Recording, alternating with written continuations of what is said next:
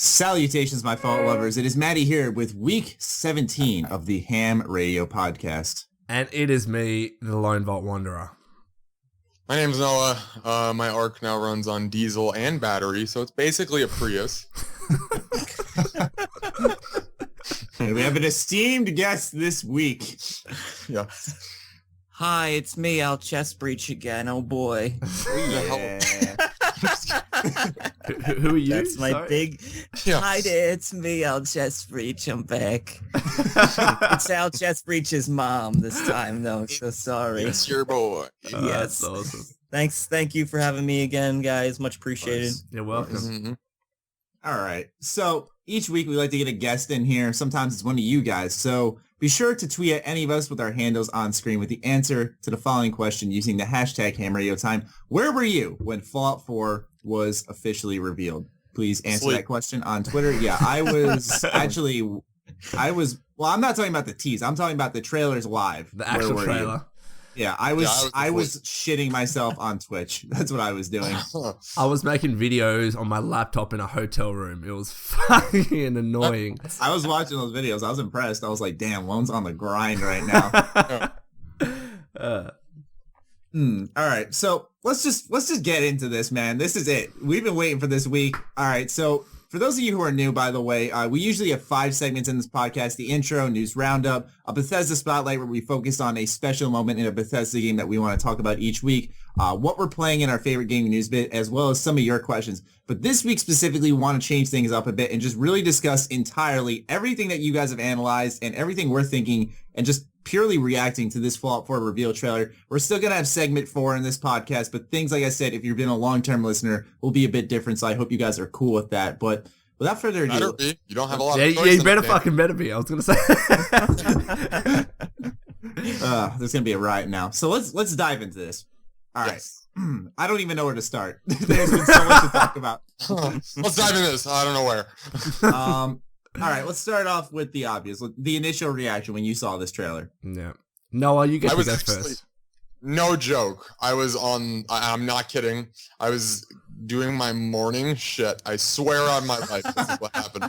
I was on Twitter and sitting doing my stuff, and I saw the link and I was like, oh my God. And I obviously the day before we all knew what it was going to be, but I saw that it was a 3-minute trailer. I was like, holy shit, because I wasn't expecting that. I was expecting like a screenshot or something, like it's here, and like a screenshot or something like that. But no, I mean, it was a 3-minute trailer in engine, it was, I was thoroughly impressed and excited.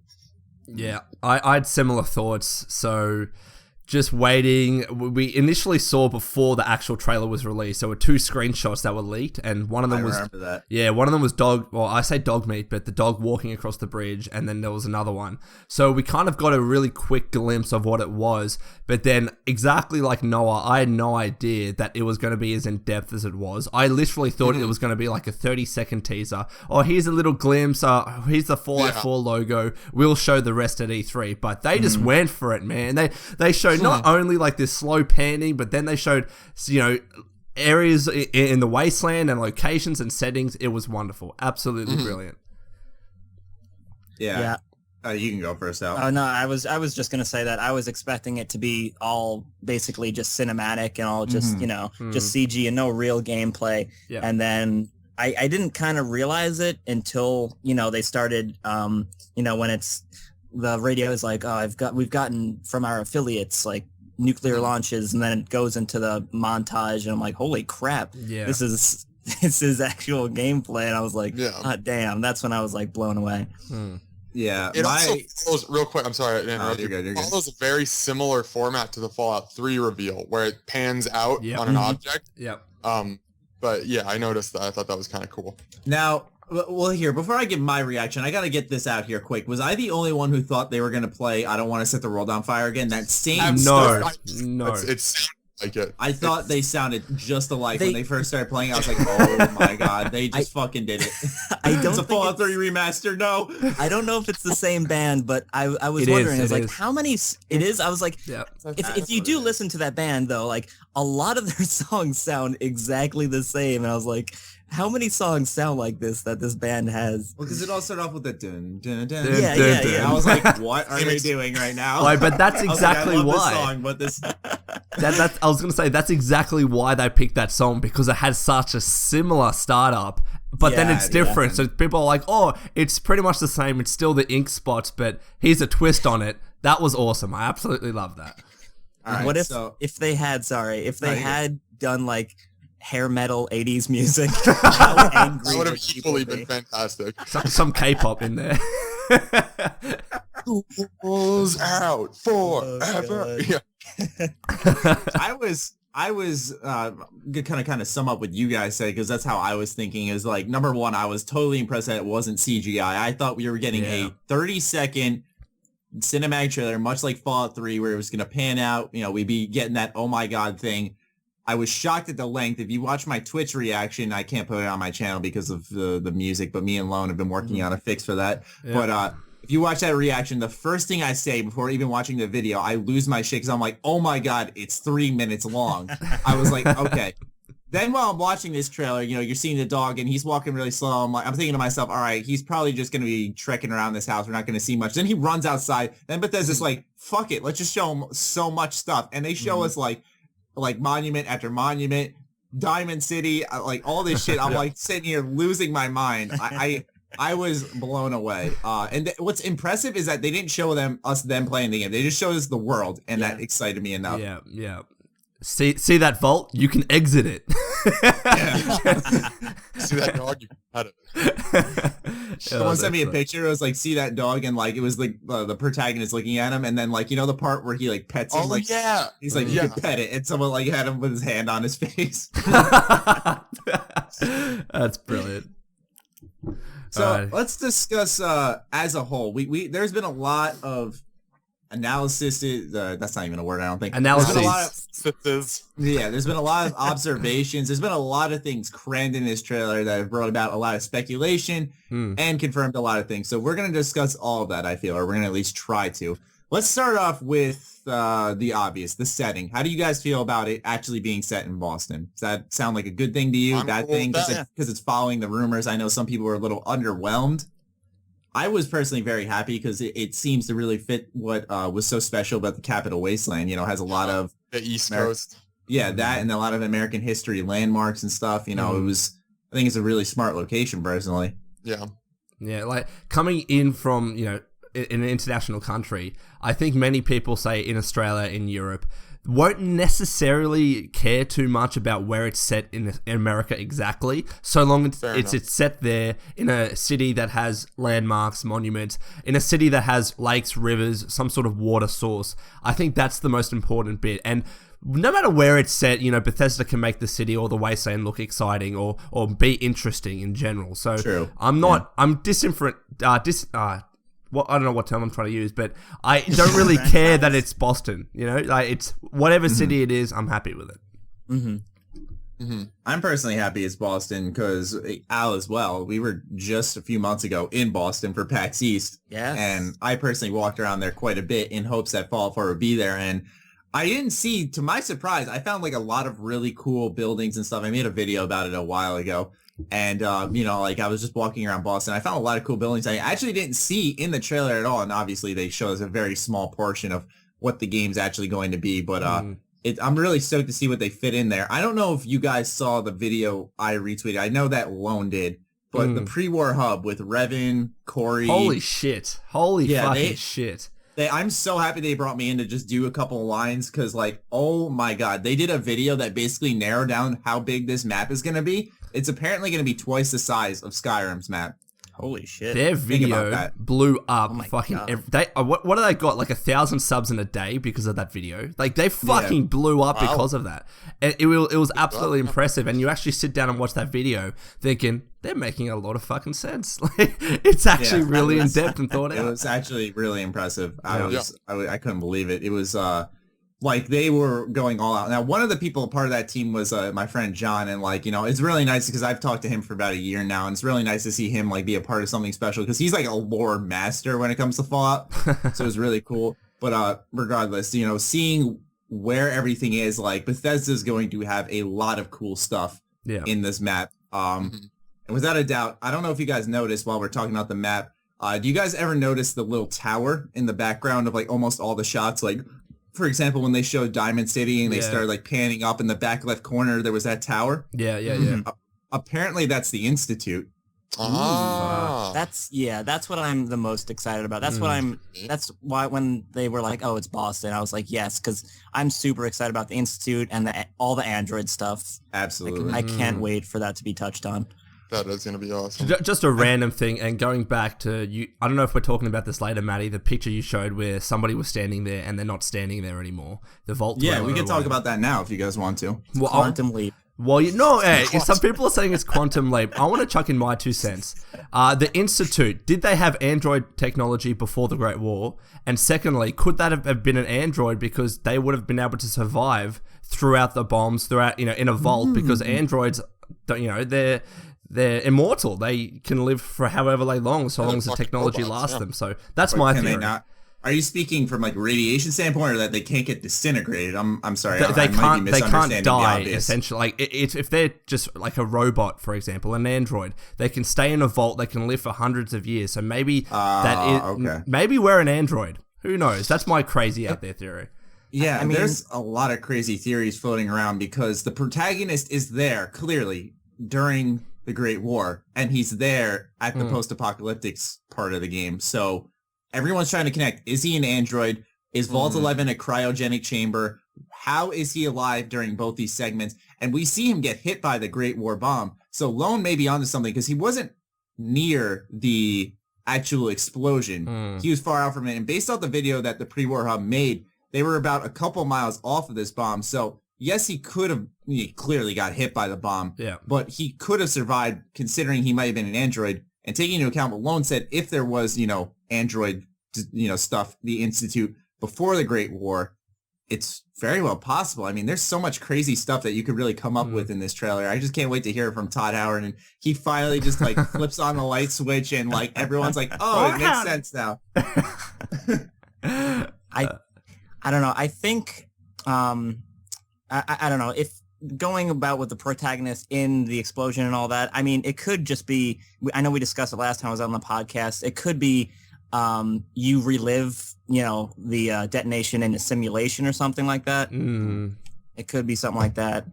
I mean, I don't know if that's a letdown to some people, but I don't know. It'd be an interesting way, or at least kind of more of a reasonable explanation instead of time travel. Yeah. I think it's important to point out that every single little feature in this trailer was absolutely intentionally put in there. Of course it was, right? So the fact that person was standing there and they're not standing there anymore, maybe the fact that they were removed was an accident, a slip-up, but I highly doubt it. Bethesda would have slaved over this trailer for fucking days and weeks upon end. So I think it was completely intentional, and maybe it relates to the plot point or the narrative. Who knows? But it's such a little thing. It's so hidden. It's like, is it just an Easter egg? Or Easter egg isn't the right word, but it's got it's just so weird. He's there in one frame and literally the next he's gone. Now, some people are saying that, I don't know if you guys have seen or know specifically when I say this, Skull A Square. When this, it's the part where the guy with the trench coat's walking through this area, and to the left, to our left, you'll see like this place called the Memory Den, and it's a very peculiar name. Now, people think it's a strip club. I thought so as well, based off not only neon signs outside, it kind of had that vibe to it, but it says girls, girls, girls on the sign. Regardless, people are saying that this, quote, Memory Den is a place you go inside as an android and you live different, you like relive the memories of other people and stuff. That'd be pretty interesting. Right? It sounds like plausible in a way. It kind of reminds me, I don't know if any of you have ever seen Strange Days. Have any of you seen that or no? I have not. I have not. It's in this world where people trade memories, and so like a lot of it is like black market stuff, like they sell war combat stuff and then like sex and stuff, but it could be that where it's just trading memories like you said, Matty. That's actually shit. I mean, I could see Bethesda taking an inspiration for something like that. Because that opened a lot of opportunity. Because, I mean, they made all those assets for pre-war. They're not going to, use it in just one segment of the game. I'd imagine there'd be they'd want to reuse it. Yeah. Yeah, I mean, I was watching your video. You make a great point that just from a mod perspective, to see these pre-war mods are going to be that's what awesome. I'm excited about. Like they could go create completely separate games because these are like fully built objects. It's not like everything's destroyed. Shit, they could. And if there is no time travel, I would love to see a time travel Terminator mod because that would be to go back in time and kill John Connor or something. That would be amazing. 10 out of 10. Yes. It's fucking Fallout 4. We're talking about time travel. This is so surreal. It's amazing. Fucking excellent. So, all right, let's get on track with something a little more plausible. Does anyone have any points of discussion they'd like to bring up? I do, because it's very controversial. The graphics go away. Okay. Yeah, Jesus Christ. Yes, please. Here's what you gotta do if you still for some reason think Fallout 4's graphics suck. Because first of all, they don't suck. But if you really need to be convinced that badly, go online and download the uncompressed trailer for Fallout 4. The difference is actually, I was totally fine with the game. I thought it looked great. I watched the uncompressed trailer. I was like, this game looks so much fucking better than everyone thinks. Oh my God. Mm-hmm. And that's a little bit of bias speaking, but like it looks surprisingly way better in the uncompressed version. It's on YouTube if you want to look it up, actually. You don't even have to download it. I have it downloaded for video usage, but it makes such a difference. Like, for example, when I ended up zooming in on stuff in the actual original trailer Bethesda uploaded for, like, my analysis and stuff, things would blur out and stuff. With this uncompressed trailer, like, I'm pinching and zooming on things, like, in the back corners of screenshots and blowing them up, and, like, you can clearly see what it actually is. It's actually a major difference maker, in my opinion. I actually use that trailer to get screenshots for thumbnails. I mean, that's how good it is. Like, I refuse to use any other video. And I think people, I recently made a video about this. People need to understand, first of all, no matter what video is uploaded to YouTube, no matter how high quality it is, it's going to get compressed. Mm-hmm. It's inevitable, absolutely, right? Yeah. So everything... Well, that's what the processing and shit does on YouTube. Exactly right. So everything's going to be a bit blurred. It could be a bit choppy. I think that's one big reason why people are so upset with it. Second of all, stop making comparisons to The Witcher 3. I understand it's a beautiful game, but it's a realistic... Like, they went for that pure realistic look. I think of it as this scale where you have on the one end of the extremity, realistic looking games. On the other end, you have stylized, cartoonized games. Borderlands, Bioshock, games like that would be towards that end. I picture Fallout 4 somewhat in the middle, but off to the cartoonized side. That's where I see Fallout 4 sitting. Fair enough, yeah. Also, Fallout 4, if you notice in the trailer, it's much more colorful. Yes, absolutely. A lot more, the blues, the yellows, much more vibrant. I mean, if you watch the Fallout 3 trailer, it's a lot of grays. You watch the New Vegas trailer, it's just brown. I mean, just stare at a brown wall, it's the same thing. But you look at this, and the colors pop, and that's nice. That is a really pleasant thing to see on the eye. One thing that's worth pointing out, and it's that's why the graphics thing started to bother me a little bit after I made my video talking about it, is because I remembered that the original lead artist or concept, I forgot what it was, but the guy who, directed the graphical style for Fallout 3 and Skyrim passed away. So someone new stepped in. Remember that? His name's Adam something. I forgot his name, but he passed away. So someone new is stepping in to fill his shoes, and it's like, give the guy a break. Like, his work is good. It's a different style, a different taste, and I like the vibrant look to it. Especially here, we're all PC players. We're used to mods and stuff like Nevada Skies, where like New Vegas is less brown with that. Yeah, we're used to that, and we like that type of style. Now, I'm not trying to speak for the console players, but I feel like if they saw it from our eyes or watched just videos online, they kind of understand that was the direction that Fallout was heading. Bethesda takes, inspiration and ideas from forums, mods, etc. And you could tell, for example, something as little as weather. How many weather mods do we have? And now weather's in Fallout 4. They're listening. It's cool. Yeah, and I really like the use of color. I can understand why Fallout 3 and New Vegas went for the art style that they did, but when I play Fallout 3 now on New Vegas, first of all, the mods that I use, it strips away that stupid green tint that you'll get in Fallout 3. Yeah, and second of all, I will increase saturation to no end. I like color. It's not like after bombs fall, color is somehow desaturated in the world. It doesn't work like that. Like grass will become less green, but it's still the same level of saturation. It doesn't. Everything doesn't become grayscaled for no particular reason. So I like how they're using color.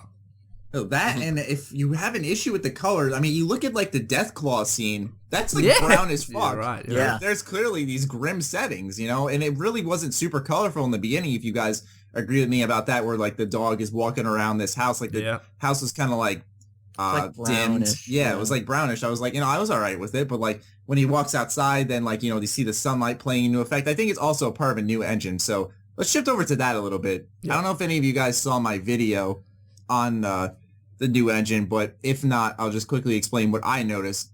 Light will seep through the windows and through every little crack. You'll see, for example, like when the ghouls or whatever those creatures are, I have no idea. Like when they run at you, you'll see the boxes fly up. You'll see the shopping carts move.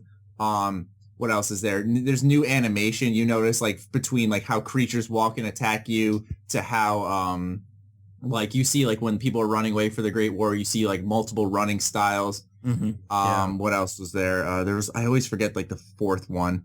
Is it the dog animations? I don't know. Well, that too. Yeah, he was, you know, that was very specific, like, you know, bending his nose down, sniffing. Yeah. What was it? It was lighting, physics, and I'm not remembering right now for some damn reason. So are you saying it's a new trailer, or sorry, a new engine rather, or are you saying it's one that they've used in the past? Because the first thing that I thought of when I saw this trailer was Rage. That was literally the first thing I saw. And I'm thinking, some people are saying they're using id Tech 5, yeah. So I don't know. It's interesting. I think, you know, some people are saying, you know, based on my comments, that it looks like an upgraded version of Skyrim's creation engine. But I feel like it's much more than that. Here, I'm starting up my video now to just go through and see what it is. You guys won't hear it or hear the recording. If it isn't, I would love it if it's a new engine, just because I think it's the Embryo engine they use now. Yeah. There's a lot of... That's what it was. Gamebryo, I believe it's called. Gamebryo, there you go. Yeah, it's I found out what it was. In my opinion, and just... The other thing I meant to point out, not to interrupt you guys, was the shadows. You know, you'll see shadows casted from the trees, casted from the like, you know, when the dog's crossing the bridge, that's what it was. You know, the extra little details like that, you know, we've come to expect in gaming, I think, over the course of time, because it's been so long since Skyrim for most of us. Yeah. You know, I think like these little attention to details don't come from a simple engine upgrade, especially with the new art style. You know, you look at Skyrim, that was a very believable world. I'm not saying Fallout 4 doesn't look believable, but with the colors, the almost cartoony look on some of the character models and stuff, I could kind of see it being some type of new engine in some way or form. And it also could just be an overhaul, you know. Yeah, it doesn't necessarily need to be a brand new engine. It could just be a modified engine, which is, depending on how big the overhaul is pretty almost the same, you know. Yeah. And maybe that's why they took an extra year to, you know, at least reveal the game. Because with Fallout 3, for example, the game was revealed in 2007 and we had a year lead up until E3 2008. That's not been the case with this. So I think they've taken a bit of extra time with the engine possibly. So while we're talking about this game, you know, lead up time and everything, let's talk about the release date for Fallout 4. Let's get predictions in first, and then I'll give my spiel. I wouldn't be surprised if it was pretty soon. I mean, I know I was the person who was saying, "Oh, it's not going to come out for like a year after the trailer," but I mean, that trailer showed. I can't speak exactly, but a 3-minute trailer means that the game is not necessarily finished, but it has a lot to show. Polished, yeah. And they're going to show more at E3, especially. So I would think that it would be released within probably the next like 6 to 8 months. Okay. I'm thinking if at E3 you get Todd Howard on the stage showing about 20 minutes of gameplay, none of this closed doors bullshit, but if he actually shows that publicly and they're confident enough to do that, I think we'll see the game at least, like, max by the end of the year. Like, I don't think it'll go past into 2016. I could see it happening if I was to make a strong bet in October, because I could see them wanting to beat Call of Duty and all those games released in November. What about you, Al? Personally, at first I was like, because I'm always like, I try not to get super optimistic because then I get let down. So I was like, it'll be a year or something. But I mean, It's very possible. I mean, this year or like, very end of this year. So, I mean, I guess we'll find out at E3 because that would be amazing. I'd be super excited. Yeah. So what I'm going to do here is kind of sum up a video I made and let you guys tell me what you think about it. Basically, I think Fallout 4's release date was leaked because I got linked to an article by GameRanks, and what happened was they went ahead and like found on GameStop Italy a release date for Fallout 4, and it wasn't like everyone was sending placeholder dates like 12/31/15 saying, "Is this the release date?" Yeah. And I don't very surprised how little people know about placeholder dates. They're just kind of there because the game might be launching this year. But anyways, what happened was on GameStop Italy, it said that the game was coming out on the Great War date, 10/23 of this year, which is fucking awesome. Now, starting off with that's too convenient. That's way too convenient just to be a minor slip-up, okay? The Great War date, are you fucking kidding me? Further supporting that, you have the picture that you sent me, Lone, from EB Games that said it's coming this year. You had Bethesda themselves, who on their official store originally said the release date was to be announced 2015, which was changed just to be announced. Yeah. Plenty of other retailers are saying that it's just coming in 2015. They don't know anything else. So I feel like that release date leak holds true. Now, some people are saying it's going to be the first week in November as well, but I'm thinking that the Great War date would be good. Also because it's on a Friday. Bethesda released Skyrim on a Friday as well, and games are slowly shifting to being released on Fridays. So if you ask me, I feel like the Great War date, October, was my initial prediction. I've been saying this year for so long now. But you guys can hold me to that because I actually have been. But you have, yeah. October 2015 was my initial prediction as well, and I'm sticking to it. Fair enough. Very interesting. I believe somebody sent me a picture, and I could be completely wrong with this, but when at the time they searched Fallout 4 or Bethesda or something in Google, there was something that popped up from the official Bethesda store that said something about a token expiring 31st October. I don't know what that meant. Do you know about that, Matty? Yes, I heard about that. That's a good point. I forgot what it was exactly, but I know that they were saying like, I think it was like there were all these deals on their website and they all expired by October 31st. And people were saying that chances are it's because they want to get that rush of people coming in and that the deal will end, by the end of October when the game's already out. I think it was like buy 2 shirts for $30 or something like that. It was something specific that really kind of led to you thinking like, they seem to be trying to push sales before this date. I know, that's a good point. I totally forgot about that. And holy shit, let's talk about sales. Fallout 3, 700% has increased in sales.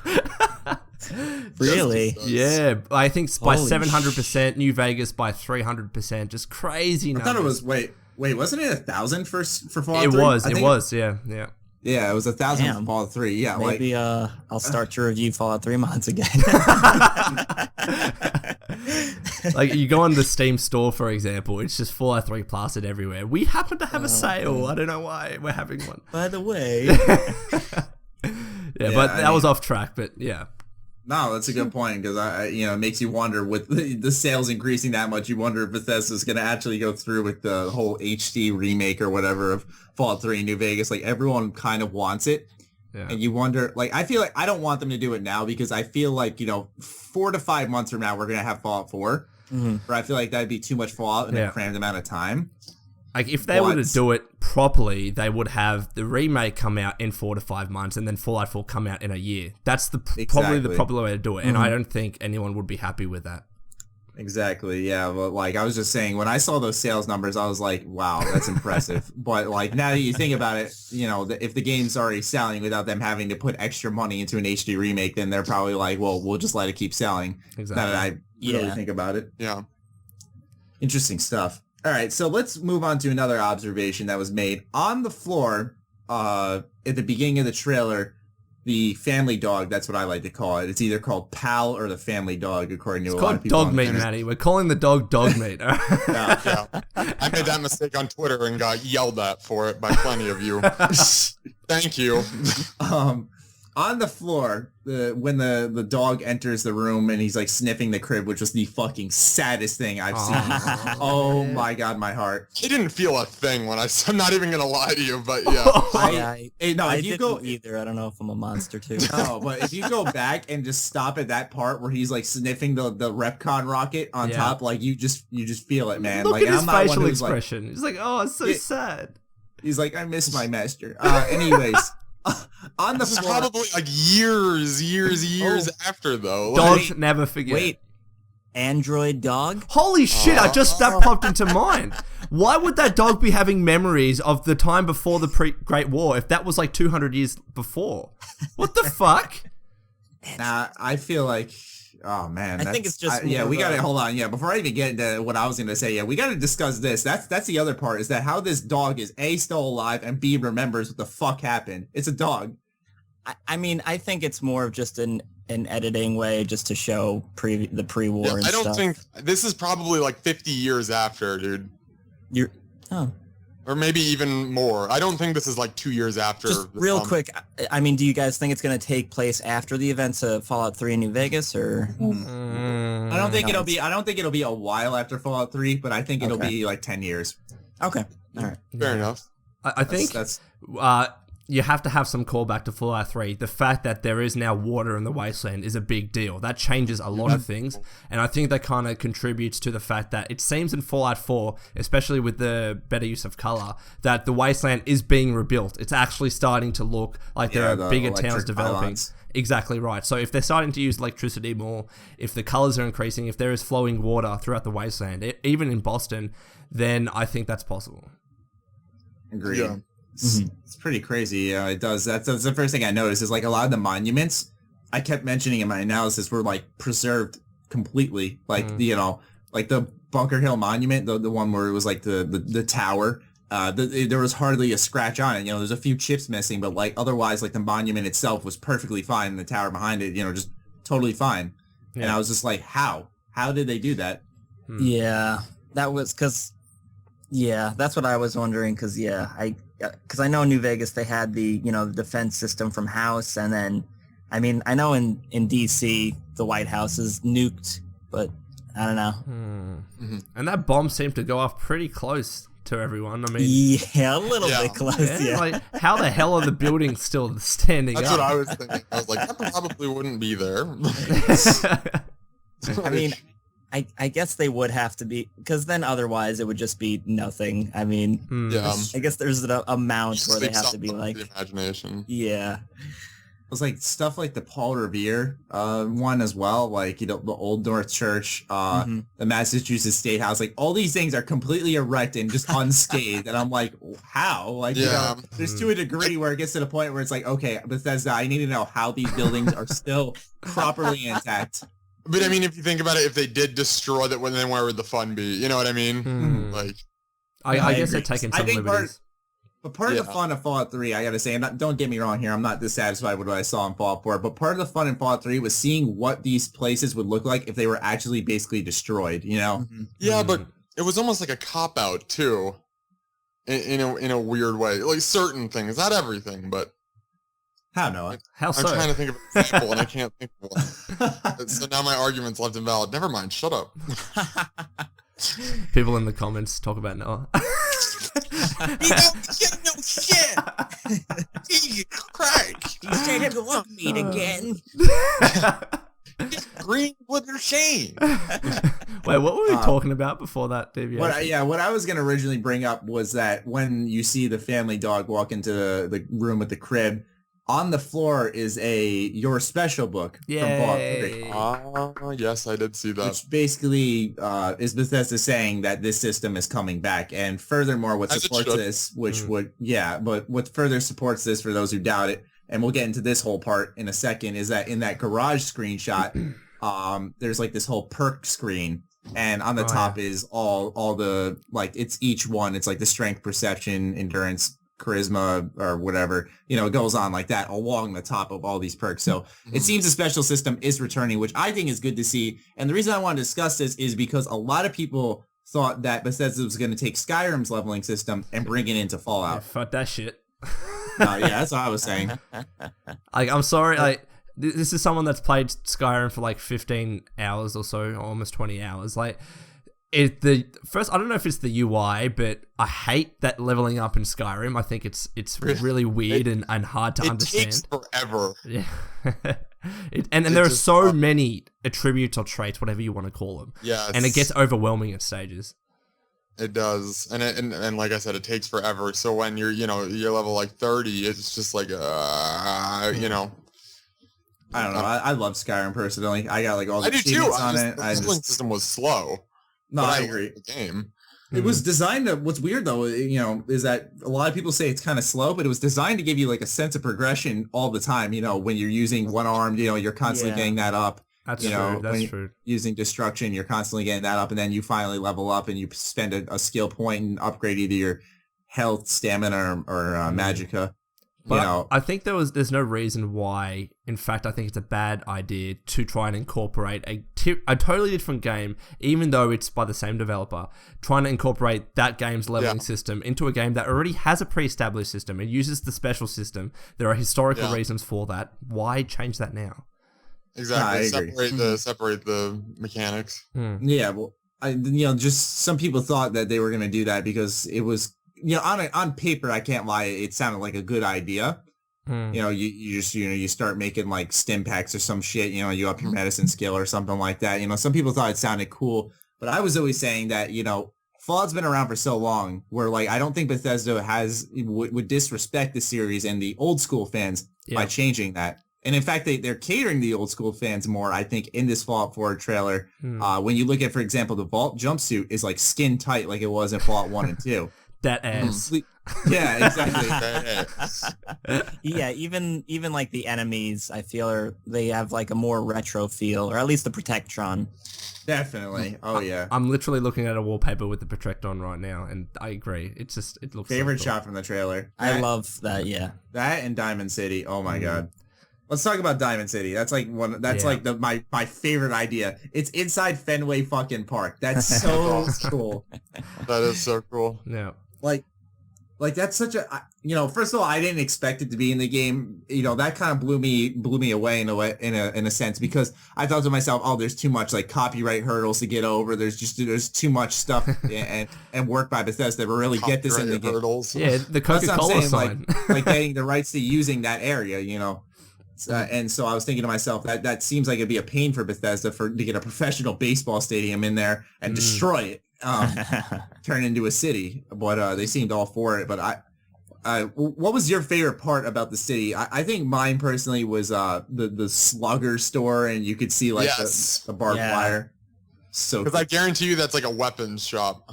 Yeah, I want to see what's in there. Exactly. Noah, anything else? That was my thoughts on it. Just literally what Matt said, the slugger store and the weapons shops, the different like medicine shops that'll be around and stuff like that.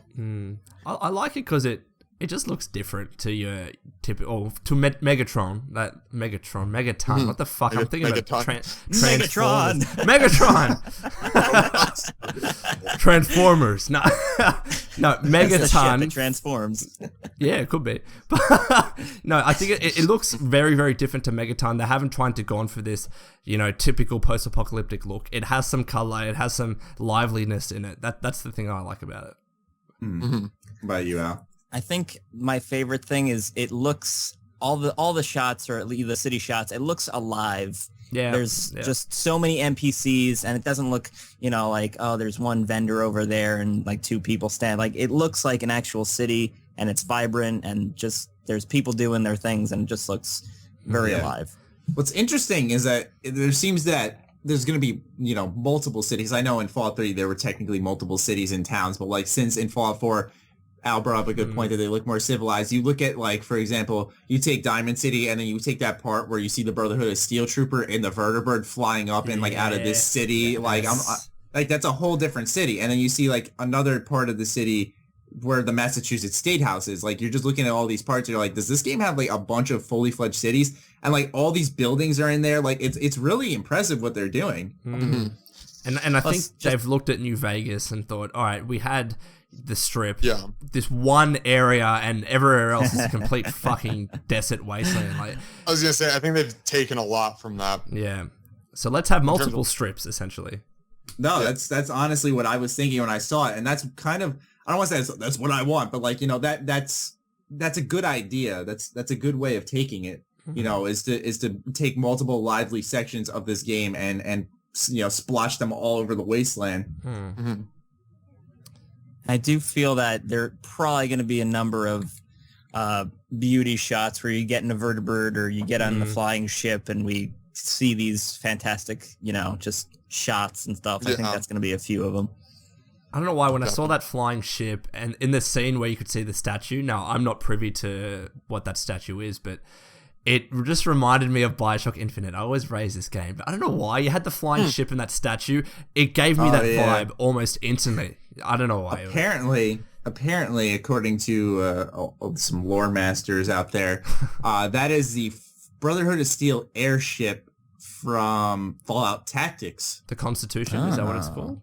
No, that was the actual like boat that had rockets on it. I'm talking about like the airship that you were just talking about that was like flying over, and then like a bunch of vertibirds came out right after it. Oh, I'm sorry. Apparently that airship belongs to the Brotherhood of Steel and is a big airship that's from Tactics, which I find interesting because I know it has nothing to do with the story, but you know, Tactics was semi-canon, so like it's interesting that they're actually taking something from from Fallout Tactics and not just going with the canon 1, 2, 3. Mm-hmm. And can we just talk about how awesome it is to see the Brotherhood of Steel back? People are saying, I don't want them back. You know, we got enough Brotherhood of Steel. God, why would you not want them fuck you. I want more Brotherhood of Steel. They were fucking amazing. They were awesome, yeah. What I find interesting particularly was that they actually ended up going with the canon endings for Fallout 3 because at the end of Broken Steel, if you didn't know, you could blow up the Citadel and just say goodbye, Brotherhood of Steel. Yeah. Permanently done. So it's interesting that whatever. I imagine you watch yourself on Fallout 4. Yeah. You get a pretty cool gun by doing that. That's all I'll say. So I find it interesting that kind of proves that they went with the canon ending, especially when you see super mutants in the game. You know, it seems like definitely they did. I mean, I don't know how much Project Purity would affect the wasteland outside of Washington, D.C. Do you guys know much about that? Because I was talking to Vault of Daedalus about it, and he was saying he didn't think it really would affect I think what it would do, it just increase like water supply routes or trade between these cities. And even though it's a long distance, word would spread eventually that, you know, the original wasteland has water again. It's flowing thanks to Project Purity. Let's try and get some of that water over here, because who knows what water sources Boston have. Maybe they've duplicated the technology if that's possible and applied that into Boston. Mm-hmm. I could see that, definitely. Mm-hmm. Yeah. I just got a question on Twitter, which kind of sparks a good conversation point. We saw Vault 111 in the trailer, and we saw the protagonist exiting it. Do we think that they're going to replicate kind of the beginning of Fallout 3, where you exit the vault and you enter the wasteland, you get that, wow, I can go anywhere moment? Do you think they're really going to clear-cut just copy it? I hope to God they do. I do, too. So. And how cool is that vault as well? It's like in the ground, like it's not out of a stupid cave with a dumb fence. Exactly, it comes up and out. Yeah. So I don't know how much you guys have speculated.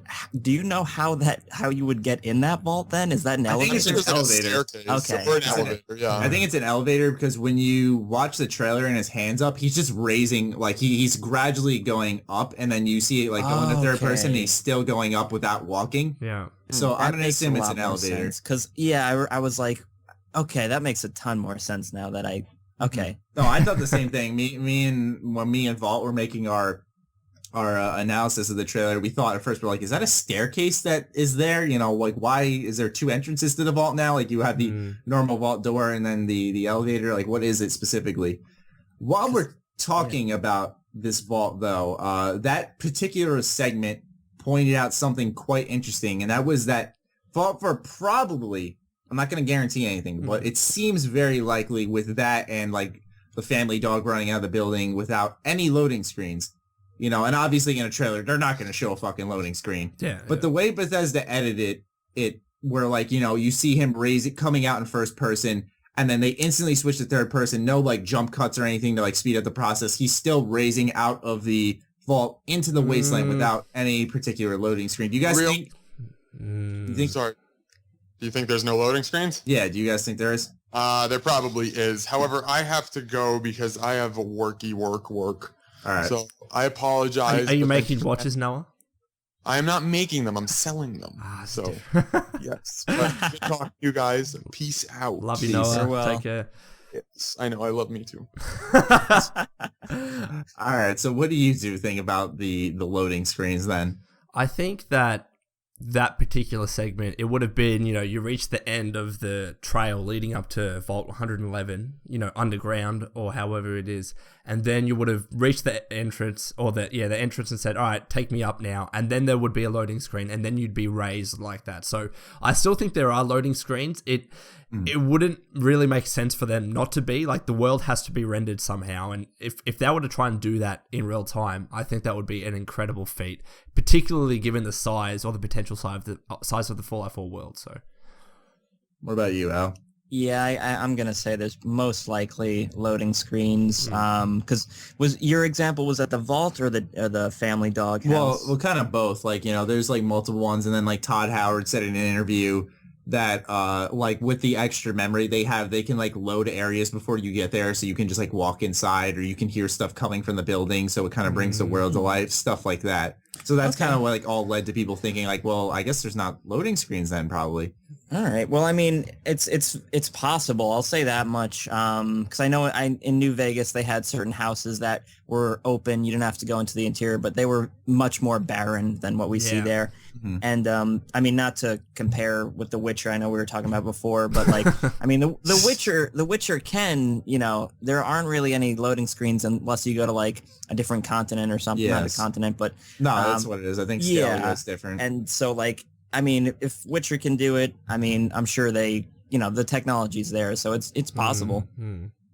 I totally agree. The only issue people brought up, which I didn't even consider, was that what about mods? If there's no loading screens for areas, how do you go from one area to another? I thought that it would just be kind of similar to The Witcher 3, where when you switch continents, there is that loading screen between. And I'm not saying that Fallout 4 doesn't have any loading screens whatsoever. You just hit continue and boom, you're in the game. I'm talking like, you load the initial open world, that'll take like 30 seconds. But after that, there's really no loading screens unless you're like fast traveling or something like that, That's what I was thinking personally. That'd be awesome. It would be pretty cool, I'll admit. Yeah, like for me personally, loading screens aren't a make or break deal for me, but I will admit that I've noticed as I've gotten more spoiled as a gamer that I kind of get taken out of the experience when there's a million and one loading screens. Like, I used to be able to deal with it, but like now when there's like a loading screen for this, loading screen for that, this and that, and I just get pissed and like it just bothers me. Well, talking about loading screens on New Vegas, holy fuck, my game just got to the stage where loading screens went from 1 to 2 minutes. It was that bad, and some people are like, oh, it wasn't the same for me, and they were probably on PC, or oh, it wasn't the same for me, it was on console, but it was for me, and it was for many people. So let's hope, at least on console, because let's not neglect the main, like where most of the games are going to be sold. Yeah, so because I know that I don't know if I don't know, like the save games in the old Fallouts would sometimes get corrupted, so oh god, yeah, that would hopefully that happened to me. Yeah, it's no bueno. That's so saddened. If they fixed everything but that, I'd be like, oh no. I just honestly hope that they let us continue our game after we beat it. Please, Bethesda. Please. I know that you didn't make that mistake with Skyrim, but please don't do it with Fallout. It's because they did it with Fallout 3, and they're like, oh, next Fallout game, they're not going to fuck that up. And in New Vegas, what do they fucking do? They fuck it up. So, like, it's better just to say something and be safe rather than sit here in silence and assume that they're going to, do it.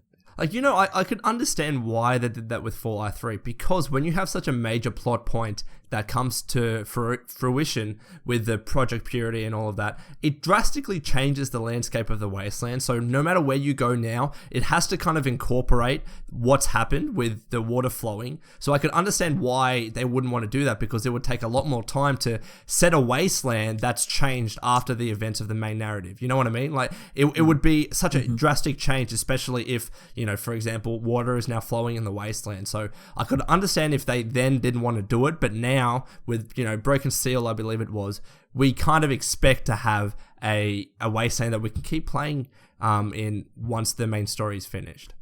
Yeah, I'm not saying cater the ending to that specific component. Like, if I die at the end for God knows what reason, then just, I mean, it's a video game. Just spawn me afterwards and say, thank you for playing. You know, like, so many games have done that. They leave a little message. Thank you for playing our game. You can now continue to explore and quest the wasteland as you see fit. You know, That's please true. enjoy. That's true. You know, just do that. You know, don't sacrifice the story for this mechanic. Just let us play afterwards. You know, it's very easy to do it seamlessly without really having that. But, you know, if they have to, then by all means, you know, it's not a big deal. Oh, that's a good point. That is a really good point.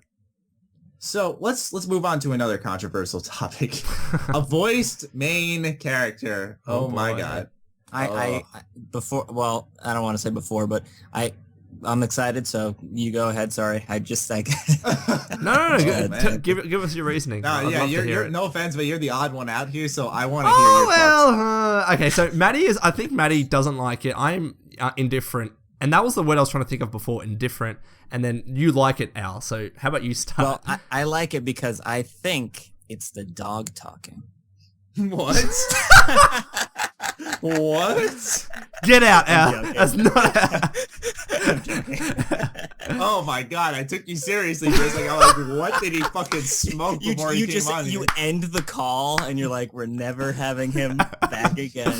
Lone, no, I'm gonna agree with Lone. I'm indifferent, I guess. Are you indifferent, Lone? You said you're indifferent. I am indifferent because, first of all, I trust what Bethesda is doing. They make great games. Let's trust what they're doing. Secondly, let's not say, oh, it's always been like that way for Fallout 3 New Vegas in that we've had silent protagonists. So don't change that. And of course, N1 and 2. But I think that's a very poor reason for saying, let's not try something different. Because just because it's been that way in the past doesn't mean you can't improve and keep things fresh and innovative. That's what games have to do to be fresh in the minds of players. And I think a lot of games don't do that enough. But you know, it's something different, but I'm going to come into it with no preconceptions, no biases. Just take it for what it is. Trust what Bethesda is doing. And if it works, it works. If it doesn't, it doesn't. But we've literally seen 1 second of this protagonist speaking. We have no idea what connotations that has for the game. So I'm not going to let it cloud my judgment. But you kind of look back at, like, for example, what you said, where you're like, you know, nothing was put in here unintentionally, like with the guy standing next to the fence and then kind of copping out of nowhere. You know, this is clearly intentionally put in there to get people talking about it specifically because it's so different. So on that note, it's not only is it just different, but it's literally the last thing that we see before they cut to the promotional material. They wanted that to be the lasting impression in the minds of the viewers. And of course it was intentional. They had to commission a voice actor, but it was intentional in the sense that was the bit right at the end. Let's go, pal. And they cut out. So that's why everyone's talking about it. I feel like it was designed specifically to have like a thing that catches on. Like, that was kind of one of the things I was afraid with Fallout 4 was that, you know, during Fallout 3 in New Vegas, so many specific little things caught on, like, you know, Bush lawyer saying, you got to help me with my mom, you know, stuff like that. Like all these little lines and stuff. Yeah, exactly. You know, stuff like that comes to mind when you think of Fallout 3. And like, I was afraid that Fallout 4 wouldn't have that, but it would take a really long time for those type of things to catch on. And I think that's why it was put in there, to have something that could kind of catch on, that sticking catchphrase. Because now so many people that like tweet at me, for example, will have their Twitter name is just like, let's go, pal. And like people will tweet pictures of him looking at the dog and it'll say in quotes like, let's go, pal. Like it's a thing now. And I think that's partially why Bethesda put it in there. Yeah. Now let's say it's in there because they want a fucking voice character. I'm going to kind of go along the lines of, I feel like it limits the personality, because what happens is that instead of reading and analyzing what my dialogue options are, selecting them, and then having the person respond to me, now I'm reading them, picking them, and then hearing how the character who I'm playing as is going to say it, because you know how they don't write down word for word what exactly you're going to say unless it's a silent protagonist. And so I picked that. Then he says something kind of different from what it says on the thing. And then the person responds to me in an interesting way. And it's just like one of those things where I feel like it could cause too much issues. A lot of people, now I'm not personally one of those guys who like literally picks a role like this game playthrough, I'm going to be Big B Wolf or some shit, like, I'm not like that. But there are a lot of people, apparently Todd Allen included, who really get into the role playing for their characters and like base all their decisions off what this character would do and stuff. And, I know that for a lot of players, they say that this would really, having like a voice for their character, kind of ruin what they, what it would be like for them, that initial experience. And I totally understand that, because when you're thinking you're playing as like a, some dark potential werewolf and, you hear like just a basic Troy Baker voice, let's go, pal. And it's like, it kind of takes you out of what you're trying to play as in that playthrough. And on that note, it's not even necessarily role-playing in general, but for example, when I played Fallout 3, it's like psychologically or subconsciously, I'm imprinting my own personality onto the main character as if I was stepping into his shoes. And, when you have a silent protagonist, it's so much easier to envision your voice coming out of the mouth of the player. So I definitely understand that argument, no doubt, but we don't actually know to what extent the player is going to be voiced. And a lot of people were saying that, it's just going to be in certain scenes. Well, that's assuming that Fallout 4 is going to have cutscenes now. And that's the only time that the protagonist is going to speak. So if that's not the case, when are going to be the right times for the protagonist to speak? Because it doesn't make sense for them to choose particular times. They have to go all out with it, or not have it at all and have it in cutscenes. But if they're not going to have cutscenes, then don't have it at all. So it's a really, really tough balance, I think they're going to have to make here. Al, what do you think? I mean, like I said, either way, and I don't know if people have been saying like, it's just going to be a guy. Like, they'll most likely do a guy and a girl voice if they are going to be doing a voice character. It'll be more like Mass Effect. And I agree with Matty where the things, where you're like, oh, yes, I'd like an apple. And then you click on it, it's like, give me a damn apple. It's like, no, I didn't want that. And so like, I can see where he's coming from. But I'd be good for either. I think I would probably enjoy no voice actor though, to be completely honest. If, we'll go back to what me, Al, and Noah were talking about before this podcast. If they had like the list of voice options with like a pitch changer where I could personalize this voice to kind of tailor to the character, yeah, definitely. And if there's a silent option, then do that as well. If Bethesda had the options involved as well, that would be really cool, because then I'd actually probably willingly choose a voice there, because then I'd be choosing it catering to my character. Probably the first character I build is going to be based off myself, and I'm going to try to make him sound like myself and all that stuff. And, I think that would be pretty cool personally. But if it's like I don't want to say a forced thing. That's not the right word, because Bethesda's obviously choosing to break the norm for a reason. But if they're deciding to go with the voice specifically, I think I'm going to be less likely to enjoy that. And I think that's really important, giving us a bunch of options. Like, let us choose how we want to play the game, because people are going to be more happy with having more options than having very, very limited options. So if they do have this voice protagonist, even though I think there are a lot of technical limitations with that, but that aside, if they were to say, all right, we have a voice protagonist, but if you want to play Fallout 4 as Fallout 3 was, then you can have a silenced protagonist. That's fine. And that would be really easy to do. Just cut the voice out altogether. That'd be interesting. Yeah, so it's interesting. I think people are very torn about it because it's just very different to what they're used to. It works in The Witcher, but I've also found myself in The Witcher thinking, hurry the fuck up. Like, the dialogue takes so long. Yeah, I sometimes I read it and I skip. It's like, all right. Yeah, I'll read the subtitle and I'm already done before he's like a fucking quarter of the way through, and I'll just hit square and fucking skip it. That's one thing though that I will say is a benefit with having a voiced protagonist. I find myself often or not more often than not, when playing Fallout 3 or even playing Witcher with subtitles, I don't like that I'm looking at the subtitles more often than I'm looking at the faces. Person. I thought I was the only one. Oh my God. And the only way around that is just to shut subtitles off and listen to the voice, and you're looking at their face. It doesn't take you out of the immersion. It's not like, oh, I'm playing a video game, I'm reading subtitles. I think that's dumb. I would like to just sit like a movie, for example, and just listen to their voice, listen to the dialogue. That's, I think, is important.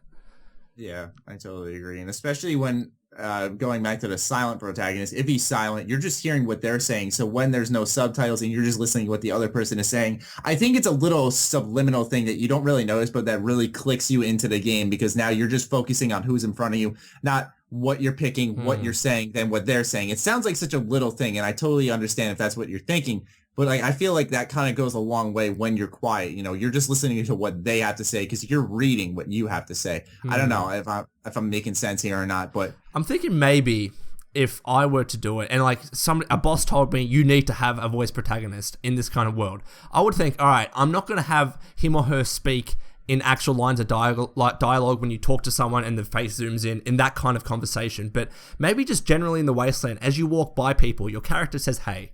Your character says, you know, how are you doing? That would be the only extent that I would do it as. But that also doesn't really make sense either. It's a very hard thing to implement, I think. Mm-hmm. Okay. But I mean, on that note, look though, at sorry, you go. I was just saying that Al mentioned the whole, is it going to be just a male or are there going to be female options as well? I did want to talk about that because that's interesting. But finish your note, Matty. I was just going to say that I was looking at Pete Hunt's Twitter when this game was just teased. There was no trailer yet. And, you know, if we all know, we went to the source of the website and you could see little messages and stuff. And Bethesda knows how analytical this community is. Because, like, people were saying, like, oh, I found remember if you guys looked at the source for the teaser website, it was like PA service announcement or something like that. And the master brain is shut down, something along those lines. And, you know, someone tweeted that at Pete Hines, and they're like, what does this mean? He's like, you think we didn't know that fans would come into the source code of our website? You know, like, they know how much we're going to look into this stuff. Yeah. So they know that when they put a voice at the end of this trailer, that fans are just going to get really thinking about it and be like, what does this mean? Is it to send a message? Is it to kind of put a slogan at the end of it all? You know, like a punchline? Like, what is it there for? And I think they're trying to leave lingering questions for the gameplay reveal at E3, perhaps. And something very, very similar to that is the fact that they had a different breed of dog. Even though it was, you know, German Shepherd and it wasn't dog meat, somebody tweeted out to Pete, hey, why no dog meat, or something along those lines. And Pete was like, well, we already kind of did that in Fallout 3. As in, I took that as they're trying new things. They're trying to freshen things up. And if that means having a voice protagonist, I think that's very, very likely, because they had that in the trailer. It was intentional, but just because of that, like, off of what Pete said, saying we want to try new things and not just have dog meat, I think this is one of those things that they want to try.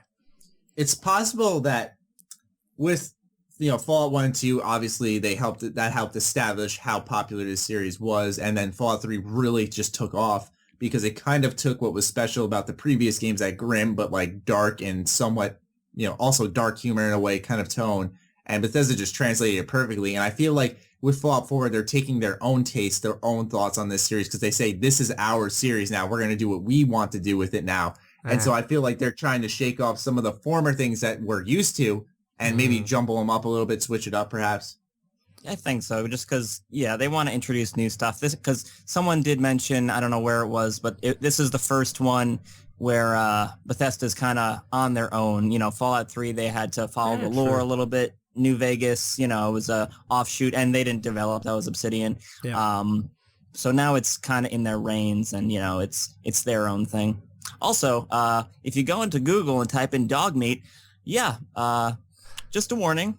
There's the first few images are dog meat, and then the second few images are also dog meat. You can figure out what I mean by that. Just found out that the hard way. Wait, is this dog meat as two separate words, or did you combine them into one word? No, I did one word. Fuck me. Yeah, just a heads up. So let's call this dog something different then. Happy dog that never dies. Pal, the family dog. I that's what I stick with. Oh, Pal. That's a good name. I actually like that. Yeah. Oh, yeah, Pal. I said that earlier. Oh, did you? Oh, we weren't listening. I swear. We still have a lot to discuss. Holy shit. I'm getting comfortable. Don't worry. So am I. All right. So next is the leaked Kotaku scripts are actually true now. Now, I know me and Lone have, but Al, have you actually ever taken a look at these leaked scripts? They don't have any like spoilers or anything. No. I don't know if I mentioned it since we were recording, but I've been keeping away from basically everything. But yeah, if there's no spoilers, then if you there's really not. It's well, first of all, it's a casting call, so that means that most of the stuff that's put on here is most likely not true. Or a small side quest. Or it's like it's not in the actual game. It's just used for the audition of whoever's voice acting. Okay, but a lot of stuff leads to this being true, such as the picture of the protagonist is on the top of this script. Yeah, and it's the same exact one who's in the trailer. So that instantly proves that this is real. That's just too convenient because this article, if you didn't know, came out 18 months ago. Wow. Yeah, so a lot of stuff held up, such as you see the character speaking, like the player character, like that's something that Bethesda seems to be hammering home. Yeah. Another thing that stuck out was that he mentioned in the prologue that he had a wife and an infant son. Another thing that held up. And then the second script was just like a piece of a side quest. It looked like, you had to get like a Tesla coil and you made an agree with the Commonwealth Minutemen, and you were like, I get to keep the Tesla coil and whatever I find here. So there was just stuff like that. But I just wanted to get thoughts on what you guys feel. I mean, I guess since Al hasn't read it, more so I'm talking to you, Lone, what you feel now these scripts have kind of held up. True. Well, first of all, going back to the same discussion that we had, it goes to show that, yes, we're going to have a voice protagonist and they're probably going to be speaking, in lines of dialogue. But also as well, I think that, I always thought that the leak was real. I know that some people had their doubts, but I did personally. I'll admit it. Yeah, exactly. But I don't know what exactly it would mean for Fallout 4 because as we said, it's a casting call. It's obviously not going to be a major plot point because they don't want their voice actors to know about that. So it's not really affecting also not to interrupt you, but if they do get leaked like they did, then, there's no major plot point spoiled. Continue. Exactly right. No, exactly right. So I'm thinking, look, this was just done at a time to get some voice actors in. This is what we kind of think the plot is going to be. And also, let's be honest, if it was leaked 18 months ago, then it was probably written greater than 18 months ago. So they would not have the story, tight down at that point. So whatever they had, even if it was a side quest, I'm assuming we're not going to see anything like we saw in the script. The main things that we should take out of it are the fact that's the protagonist, that's his face, are the fact that we have voiced protagonist, and also the game is set in Boston. So yeah. Now, perhaps based on the fact that most of the lines are for this protagonist, this kind of supports the whole fact that he will be voiced in the full game. He voices the intro, he voices in obviously dialogue and stuff. And so I feel like it's slowly but surely looking like we're actually going to have a fully voice acted character. I feel it'll be optional. I don't mean to kind of trek backwards and go into the previous discussion, but fine. I mean, I feel like with all this stuff combined, it's just looking more and more like we're going to have that. Yeah, I am looking at the documents now, and just with the script and everything, it seems fairly set in place. I mean, yeah. Interesting. And somebody tweeted out to Pete Hines, hey, is it Troy Baker that does the Let's Go pal? No, it's not Troy Baker. It's someone completely different. So I think it would be very unlikely that Bethesda would go out and work with a voice actor just for like 5 lines of dialogue or however many lines of dialogue they want for this character. If they're going to commission a voice actor, they're going to go all out, I think, in my opinion. But this kind of ties into the whole you can only play as a male rumor that went around.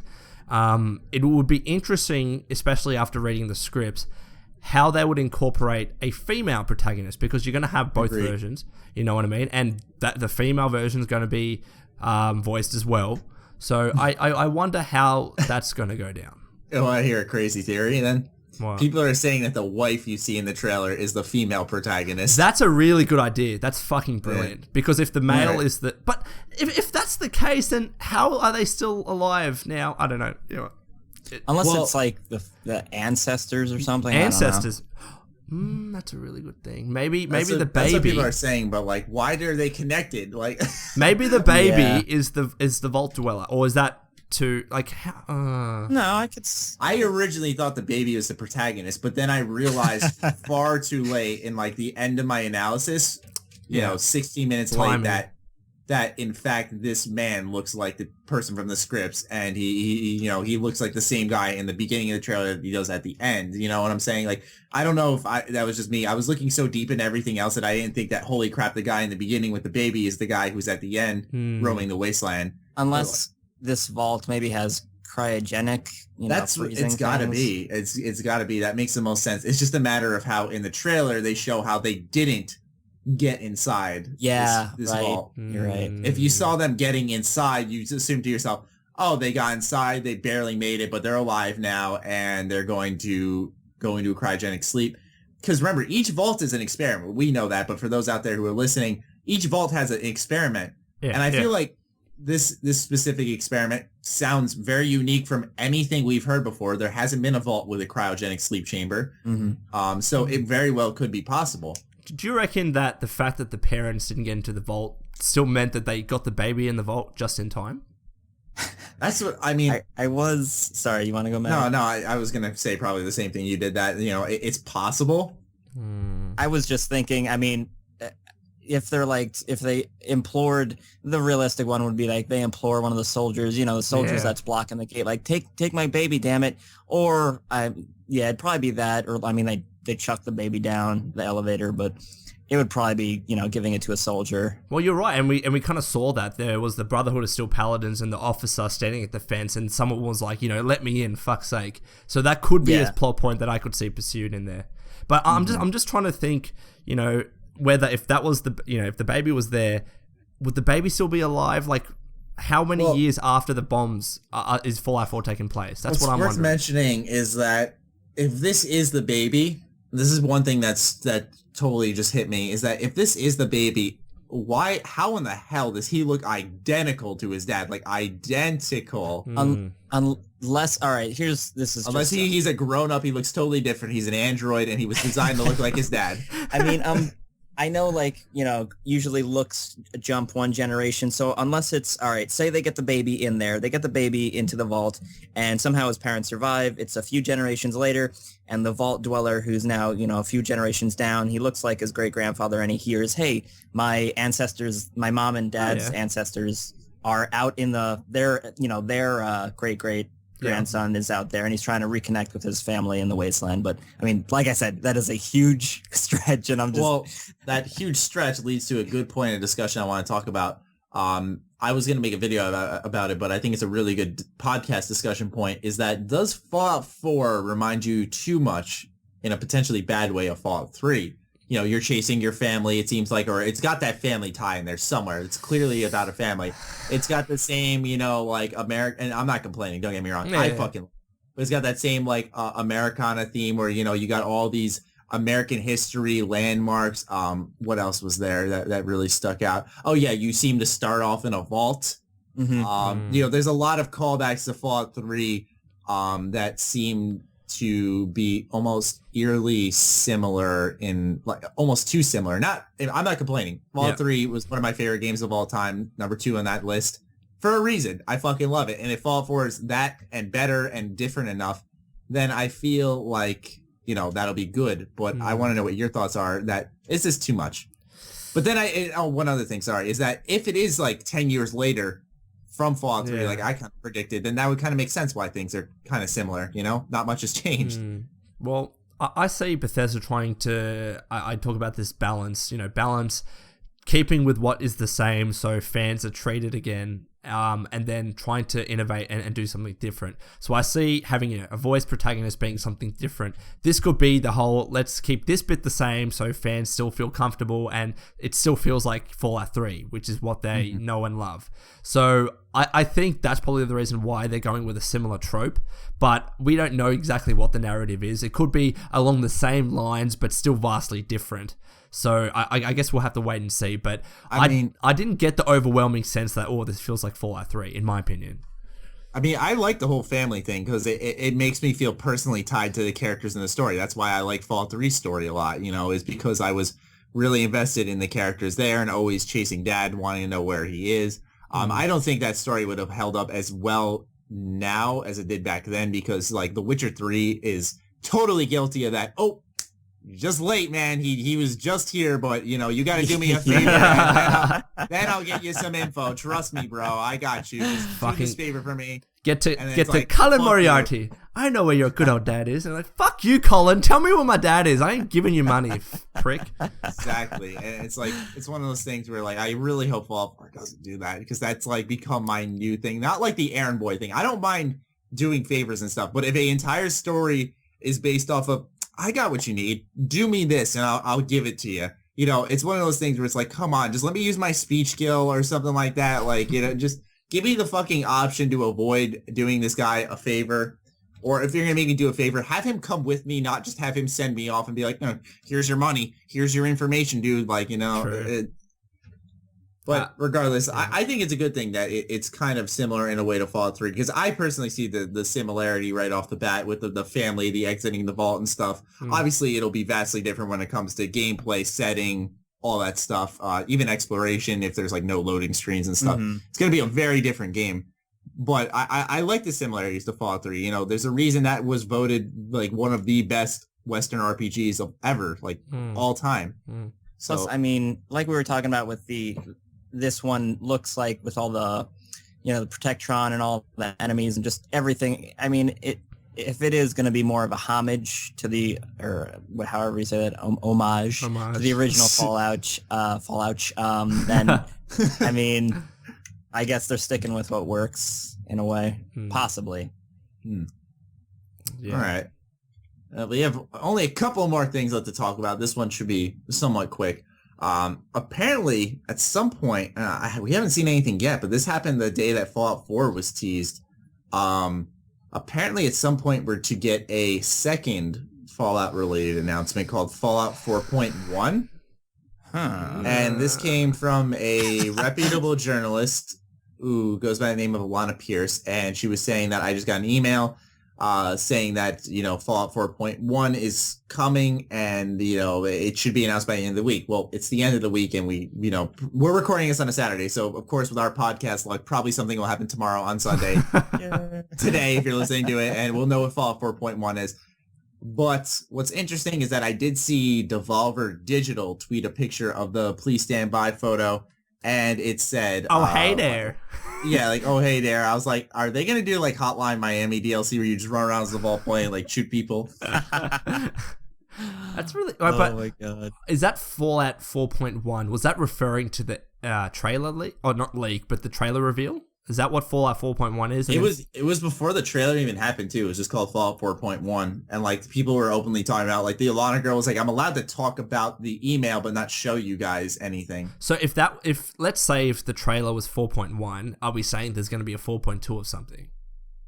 No, the trailer wasn't 4.1. The 4.1 is just a completely separate, like full on announcement, Fallout related.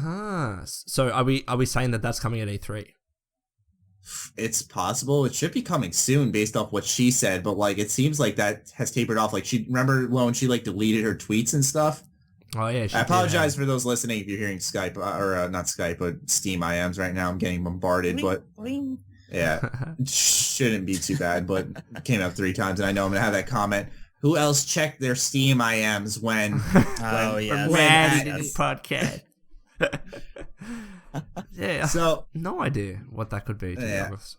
Yeah, neither do I. It's really not like. Apparently, it's like a little tiny announcement, but like still, I want to know what the fuck it is. It just seems so odd. Oh, hey there. I mean, what? Yeah. It makes no sense. Yeah, exactly. It's like, what are they doing? And that's why, like, I looked at that picture and it seemed, well, that's like obviously fake, right? I mean, it doesn't look like anything. It looks like someone just chucked the text, "Oh, hey there," and completely different font. I'm like, oh, is but that also real? the Indian head was gone. And it was like a chicken with like glasses on. What the fuck? Yeah, it was so weird. I honestly have no idea. I guess we'll find out. Final thing we have to discuss today, provided you guys don't have any other points of discussion, at least on my list here, is the garage. Remember the first ever piece of Fallout 4 art that leaked before Bethesda's website went live? It's like that thing where like the armor's hanging from the yellow thing. Yeah. There's a lot of stuff in there that says that this seems to be some type of customization hub. So we have the armor hanging from the yellow thing. I'm trying to describe what's called. We're just going to say it's armor hanging there. There's a lever next to it, which clearly shows that this is going to be lowered. Yeah. There's a bed in there. There is a magazine / scalebook stand. There is a workbench with a Pip-Boy on it. There is a laser rifle on a wall with multiple parts surrounding it, like the stock, like a barrel of some form. On the floor, there's a dismantled Mr. Handy. On the floor, there's also a dismantled minigun. And outside, leaning against the bench, is the customized rifle that the protagonist is holding in the trailer, thus hinting that that rifle came from this area. And so with that all said, and finally there's that perk stand that I mentioned in the beginning, where, it's got like the special skills along the top, and then after that it's got a list of skills. So with all that said, do you guys feel like this is going to be a place that, and also there's like Nuka-Cola decoration stuff, but do you guys feel like this is going to be like a hub of some form, like a player home? It seems to have all the signs, but it clearly hints at some new mechanics Bethesda's going for. I definitely specifically? I don't know. I definitely think it's a player home of sorts, and it goes to show that they're going to be taking weapon modification to another level. And I hope that they do that so we can really make truly unique guns and even customize armor. Let's bloody hope so, because that would be awesome.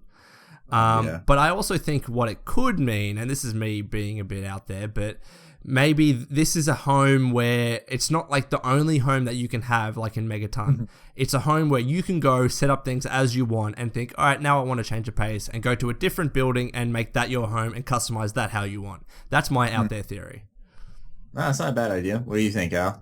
I agree with Lone. I feel like they're going to have a lot more maybe like random bases or little hideouts where you can, hide things and, just be like a little scavenger, put stuff. And maybe this will be one of the ones you find, and throughout the wasteland there'll just be these little, areas that, be like, you found a little hidey hole, and you can claim them and say, all right, I'm gonna build stuff here, and then we'll move. Or you could tell Family Dog, go stay at our, our current base, and he'll go there or something. Yeah. That's what I was thinking. Either I had two ideas. It was either that, what you just said, Al, or that what happens is like you discover this area and you make it your player home, and like there'll be multiple player homes, but when you discover it, as you like roam the wasteland, you find these things that you can put in your house. Like you find a workbench that you can take with you somehow.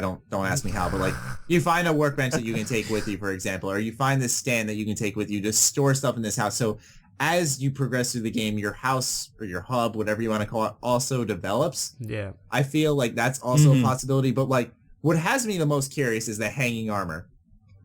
Customization. Like, because you see, I didn't notice this until afterwards, but you see on the floor, like the plate leg that was taken off on the right leg, it's on the ground, as in it's being worked on. Plus there is kind of a like exoskeleton look, like the left leg and the left arm, there's portions of the armor you can see through it. Exactly. So like, yeah, if I didn't even think about that, but if there's customization of armor, that would be amazing. And I've said this as a wish list thing way in the past. I kind of hope that we do get customizable armor, because in a wasteland, you don't expect to get a full suit of armor with every single piece of that armor, in pristine condition or like all together. You expect to find different bits of armor around in the wasteland, maybe off dead people, and that have been looted already. So you have to make your own makeshift armor. That's what I think this could lead to, and I think it'll be really cool, because every player is walking around with their own unique looking armor, and people post pictures saying, oh, this is my armor, this is my power armor. I think that's really cool. I wholeheartedly agree with what you just said.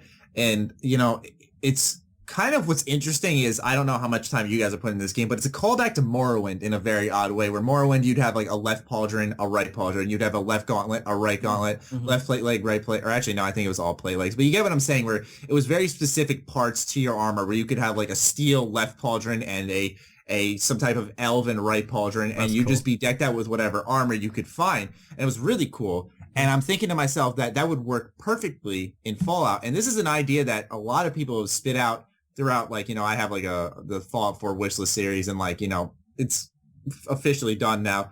But you know, this is an idea that people always wanted, was the ability to customize armor where you could like take off these parts. Now, what I want to focus on as well is that it's specifically showing the power armor. Are we going to be able to do this with everything? You know, when you think about it, he's editing this, or editing is for lack of better words, this power armor.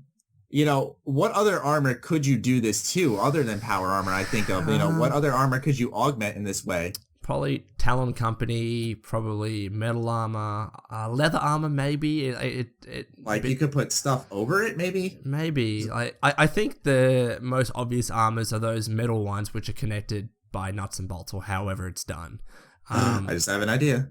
Go on. Thank you, Knights of the Old Republic. Oh my God. Here we go. Oh my God. Can't get in a whole podcast without Star Wars.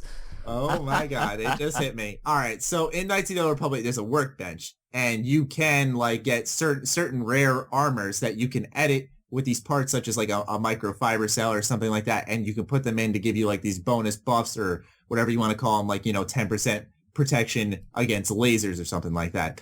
And I feel like that could kind of work in Fallout 4 in a way where, you know, you get like a special type of material or something that's more protective against like certain types of enemies and stuff. Yeah. I feel like that could work. But yeah, sorry, I had to just interject my coder. No, that's all right. But going back to the player home thing, just quickly, I was streaming the other day and I'm just thinking, there are all of these random empty houses and some of them are boarded up. Why? What is stopping me from going to this house and claiming it for my own? What's stopping me from taking down those boards and those, you know, pieces of wood and saying, I'm living here now? That should be possible, you know? Like, I don't know how you guys feel about that, but that's just a small thing. I think it takes a lot.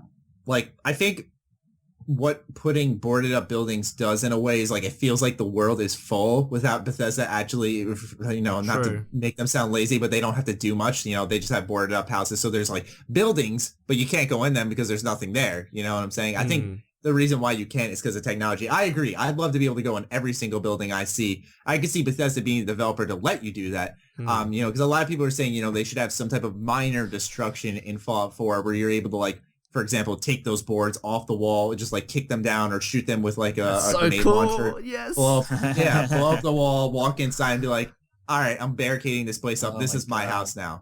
Okay, that's a random thing. Sorry, I have to interject. Destructible environments. Are we getting that? I mean, I would say all right, there's a fiend compound, and then like Maddie said, yeah, you could blow open the door and you can destroy what emplacements they have there. I don't think it's going to be, you know, like whichever battlefield had, you know, you can blow up the buildings. Revolution, and you fucking blow down the entire skyscraper. Yeah. Like, oh god, the courier, the vault dweller is a madman. He's destroying the city. But yeah, I think it might be. That would be amazing if you could blow up like doors and stuff. And, oh, the door's locked. Oh, I'm gonna blow it up. Oh, like, fuck that would yeah! be amazing. Like, if your explosive skill is high enough, you should be able to blow up a locked door. That would be amazing. Exactly was another thing with the Fallout 4 wishlist is people were saying that, you know, I should be able to tackle certain areas based off how high my skill is, where, you know, you guys put it perfectly. If my explosive skill is high enough, like I could blow up a fence to get into this area. Obviously, you know, the terminals and stuff are going to be in the game. And someone actually spotted one. It's actually right outside the entrance of Diamond City. There's a terminal in the back corner. I mean, I swear people just see the fucking craziest shit. I don't know how, but like, you know, it looks the same. But obviously what I'm saying is like, obviously your science skill is up. You can enter this area using your science skill. And that's what people wanted, is for like the gameplay to cater their skill choices more. Other than you have a locked safe on the floor and you can either lock pick it or you can open it through the terminal. And, you know, that's type of stuff, you know, kind of became underwhelming at times. You know, it kind of felt pointless when not pointless, but like, you know, I didn't feel repetitive. Exactly. I didn't feel like complied to invest my skills in those things. What I really want to talk about though, in this picture, is that damn perk stand.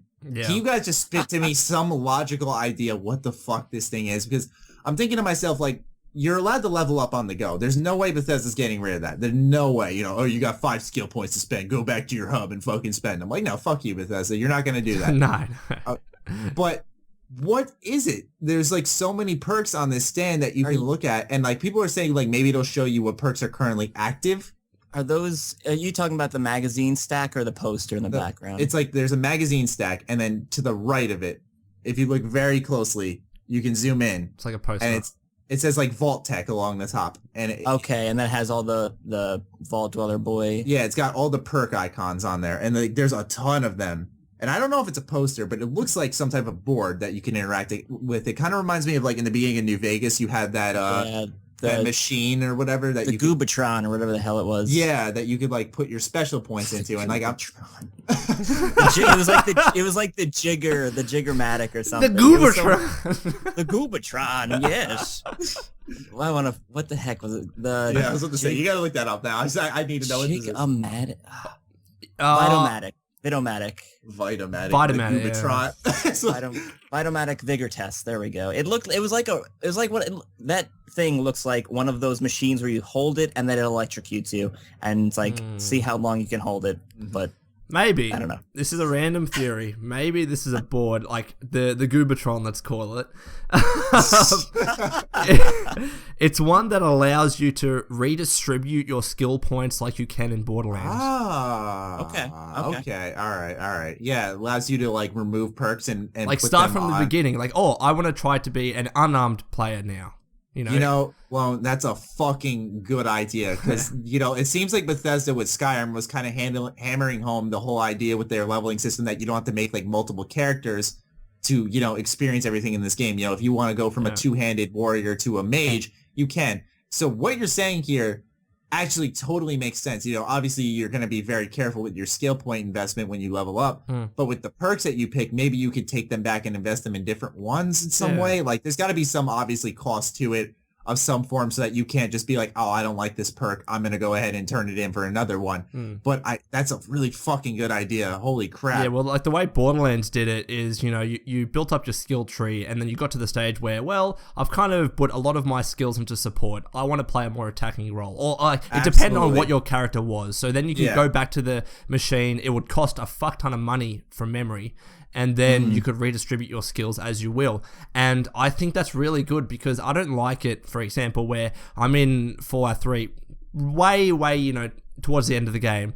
And I'm thinking, all right, I've built up certain skills. Fuck, my unarmed isn't that good. Oh, this is a cool unarmed weapon or whatever you want to call it that I could use. It's probably not effective. I won't use it. I don't like that.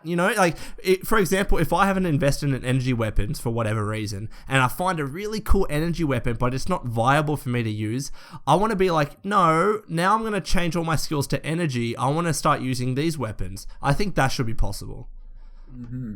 Okay. I like that. I like that a lot now that I'm thinking about it. Yeah. Because there's a lot of play styles that you could do, but then like Lone was saying, if you're like, all right, if, I want to switch to, because I always do that. I always just put it into small guns, and then, I find a rocket launcher, I'm like, well, I can't use this. Yep. So I sell it or something. No, that's a really fucking good idea. I would not be surprised if they did something along those lines. That you bring that up. Because I'm looking at this thing, I literally, I made a video on it today, but, I was spending, a lot of time last night analyzing it, and, I had everything written out, and I'm looking at this perk stand, I'm like, what is this for? I'm trying to think, what could I say this could possibly be? What theory could I come up with? I can't think of a thing. That makes sense, though. But it definitely looks like some type of hub. You see the Nuka-Cola fridge outside. You put your drinks in there. You see the noise trap. You have a little tin can with little bottle caps hanging from it. Someone walks in, bumps into that, you hear them coming. Stuff like that. There's on the shelves in the back right corner, you see food neatly lined up. This is a place that's lived in, clearly. Yeah. Plus that laser rifle on the left, that has different rifle butts for the laser. Exactly. And that looks, that's going to be great. I don't know why this has just come into my head, but do you guys remember, I can't remember which Pokemon it was, that first allowed you to have bases? I thought that was the coolest fucking thing in the world, where you could put bases? Up, you had secret bases where you could set up your own little home with plush dolls and toys and stuff. I think that's a really cool idea, and Fallout 3 didn't necessarily have that. You could have the Love Machine theme and the Vault Dweller theme, but you couldn't truly customize your home to look like the way you wanted. And I think that's why a lot of player homes came out on Nexus, because they were like, well, no, you don't necessarily just want that. I never even thought of that. Yeah, I don't know. That's just my thought. No, that's a good thought, because I never thought people had a problem with home themes. And to tell you the truth, guys, I've actually never seen one of these home themes. I only knew about like, what? Man. I swear. The Love Machine home theme, man. Now you can take girls back to the wasteland. How? Yeah. How do you get that? You bought them off Moira. What's her name? Yeah, Moira. Oh, that explains why. Hi there. Oh, hi. I was going to do that. Wow. So, did you get radiated for me? Fuck off, Moira. You killed those mole rats for me? Oh, no. I like her. I don't know. Everyone hates her. I hate her so much. I actually despise Moira Brown. She's like, so go to Minefield and pick up a fucking mine, and then oh my god, I remember the sniper is trying to fucking shoot cars and explode me. Like fucking Moira. Especially when you blow up Megaton and then she's a ghoul and she's like, what happened? You're like, fuck off, Moira! My god, I forgot about that. She doesn't die. Like the game knew she was annoying. I forgot about it. Holy shit! Like that's fucking awesome. If we're done with the topics, I want to quickly mention one thing that I alluded to before. The rumor that was going around that you can only play as a male protagonist. Yeah. First of all, that Reddit post is bullshit, but I just wanted to touch on this quickly. No, we are going to be able to play as male and female. I know in the Fallout 4 trailer, it was just a male protagonist, but do you know what else also had just a male protagonist? The Fallout 3 E3 reveal also had a male protagonist, so that doesn't mean anything. We're in the 21st century, Bethesda's going to allow us to play as a female. I just want to say that in case anyone was wondering. I know that in the Kotaku scripts as well, like not the scripts, but the article that Jason Schreier wrote, that he did say that like somehow it was confirmed that you would be able to have a male and female voice acted protagonist. So with that said, along with what Lone said, just pure logic, as well as the fact that, according to these scripts in some way or form, you're allowed to play as a female. I wouldn't see Bethesda just removing that option. Oh, yeah. I think it's just kind of the times we live in now, where when people don't see a female in the game, they think like instantly, in these creative character games, they think, oh my god, sexist. Yeah. What the fuck? And it really does make sense. Well, it doesn't make sense not to have a female, particularly in a open world customizable game where you're creating this character. If you want to provide the player with more options, you want to be able to let them set genders, and it's just stupid. If you can customize armor but not your gender, then that's that's a really good point. Like Bethesda would be really slow to be like, all right, so we want to put in all this gun customizations, armor customization, but you can't choose what gender you are. You can't be a lady. Yeah. Sorry. So dumb. And also another thing, I have so many things swirling around in my head. The Fallout 4 trailer has confirmed one thing that I wanted, but we're not going to get now. You can't play as a ghoul. You can't play as a super mutant. And one reason for that, you start off in a vault. You can't have a super mutant or a ghoul in a vault like that. It just won't work. So I always thought to myself, it would only work in very specific areas. I think ghouls would work. Certain areas are accepting the ghouls, don't care if you're a ghoul, and some people are just racist towards ghouls. But if you're a super mutant, you get shot on sight when you're in the fucking wasteland. You can't play as one, I think. There are certain towns like Jacobstown where they allow Nightkin and super mutants there that are nice.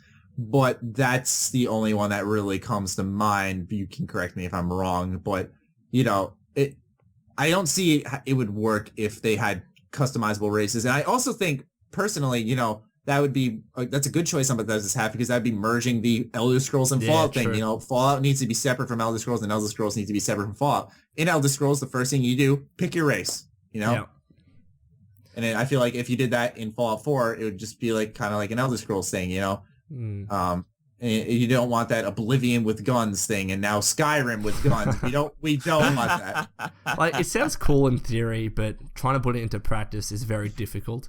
And I would prefer starting off in a vault and having that, you're emerging from the wasteland, or to the wasteland rather. I think that's much more cooler than being able to choose races. Because to be honest, if there was a choice between human, ghoul, super mutant, whatever, I'd play as a human. I would.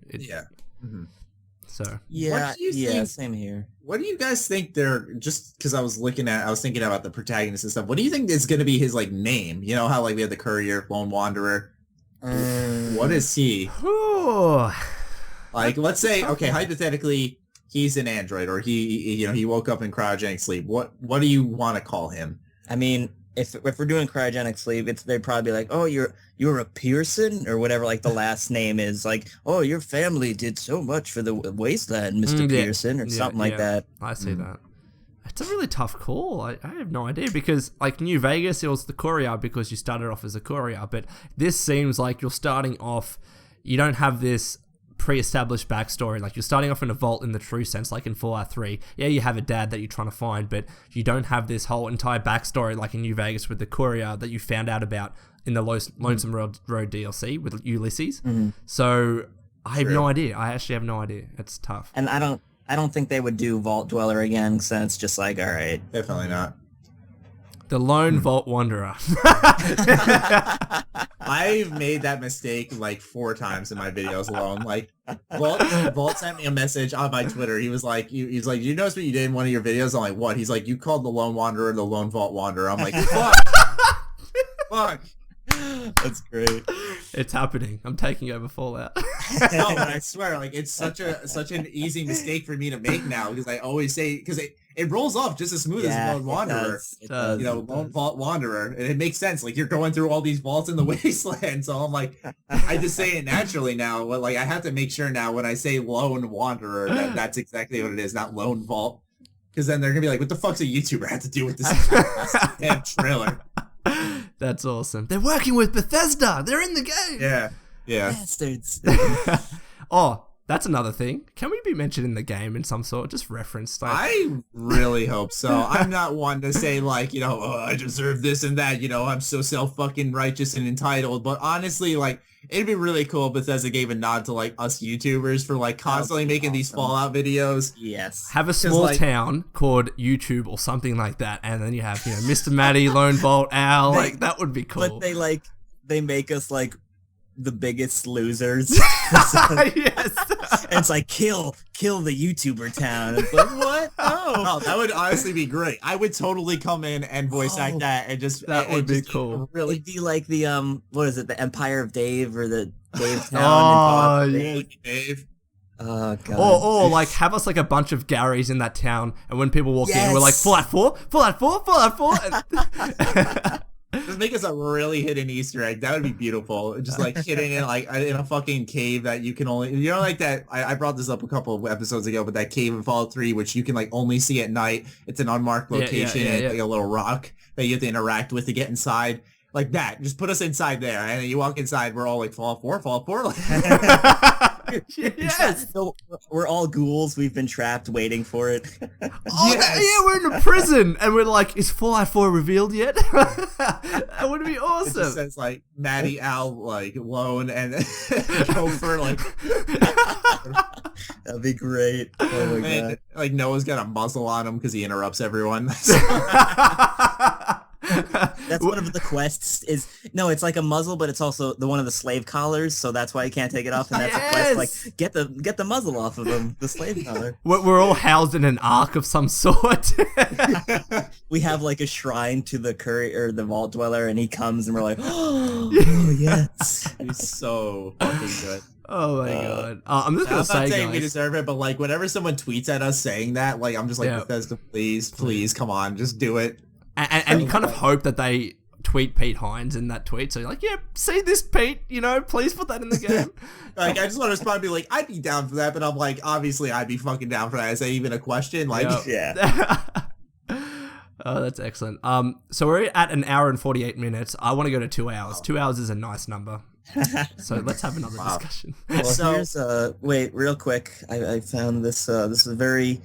sarcasm, very revealing image to support my dog talking hypothesis. I've put that in the Skype chat.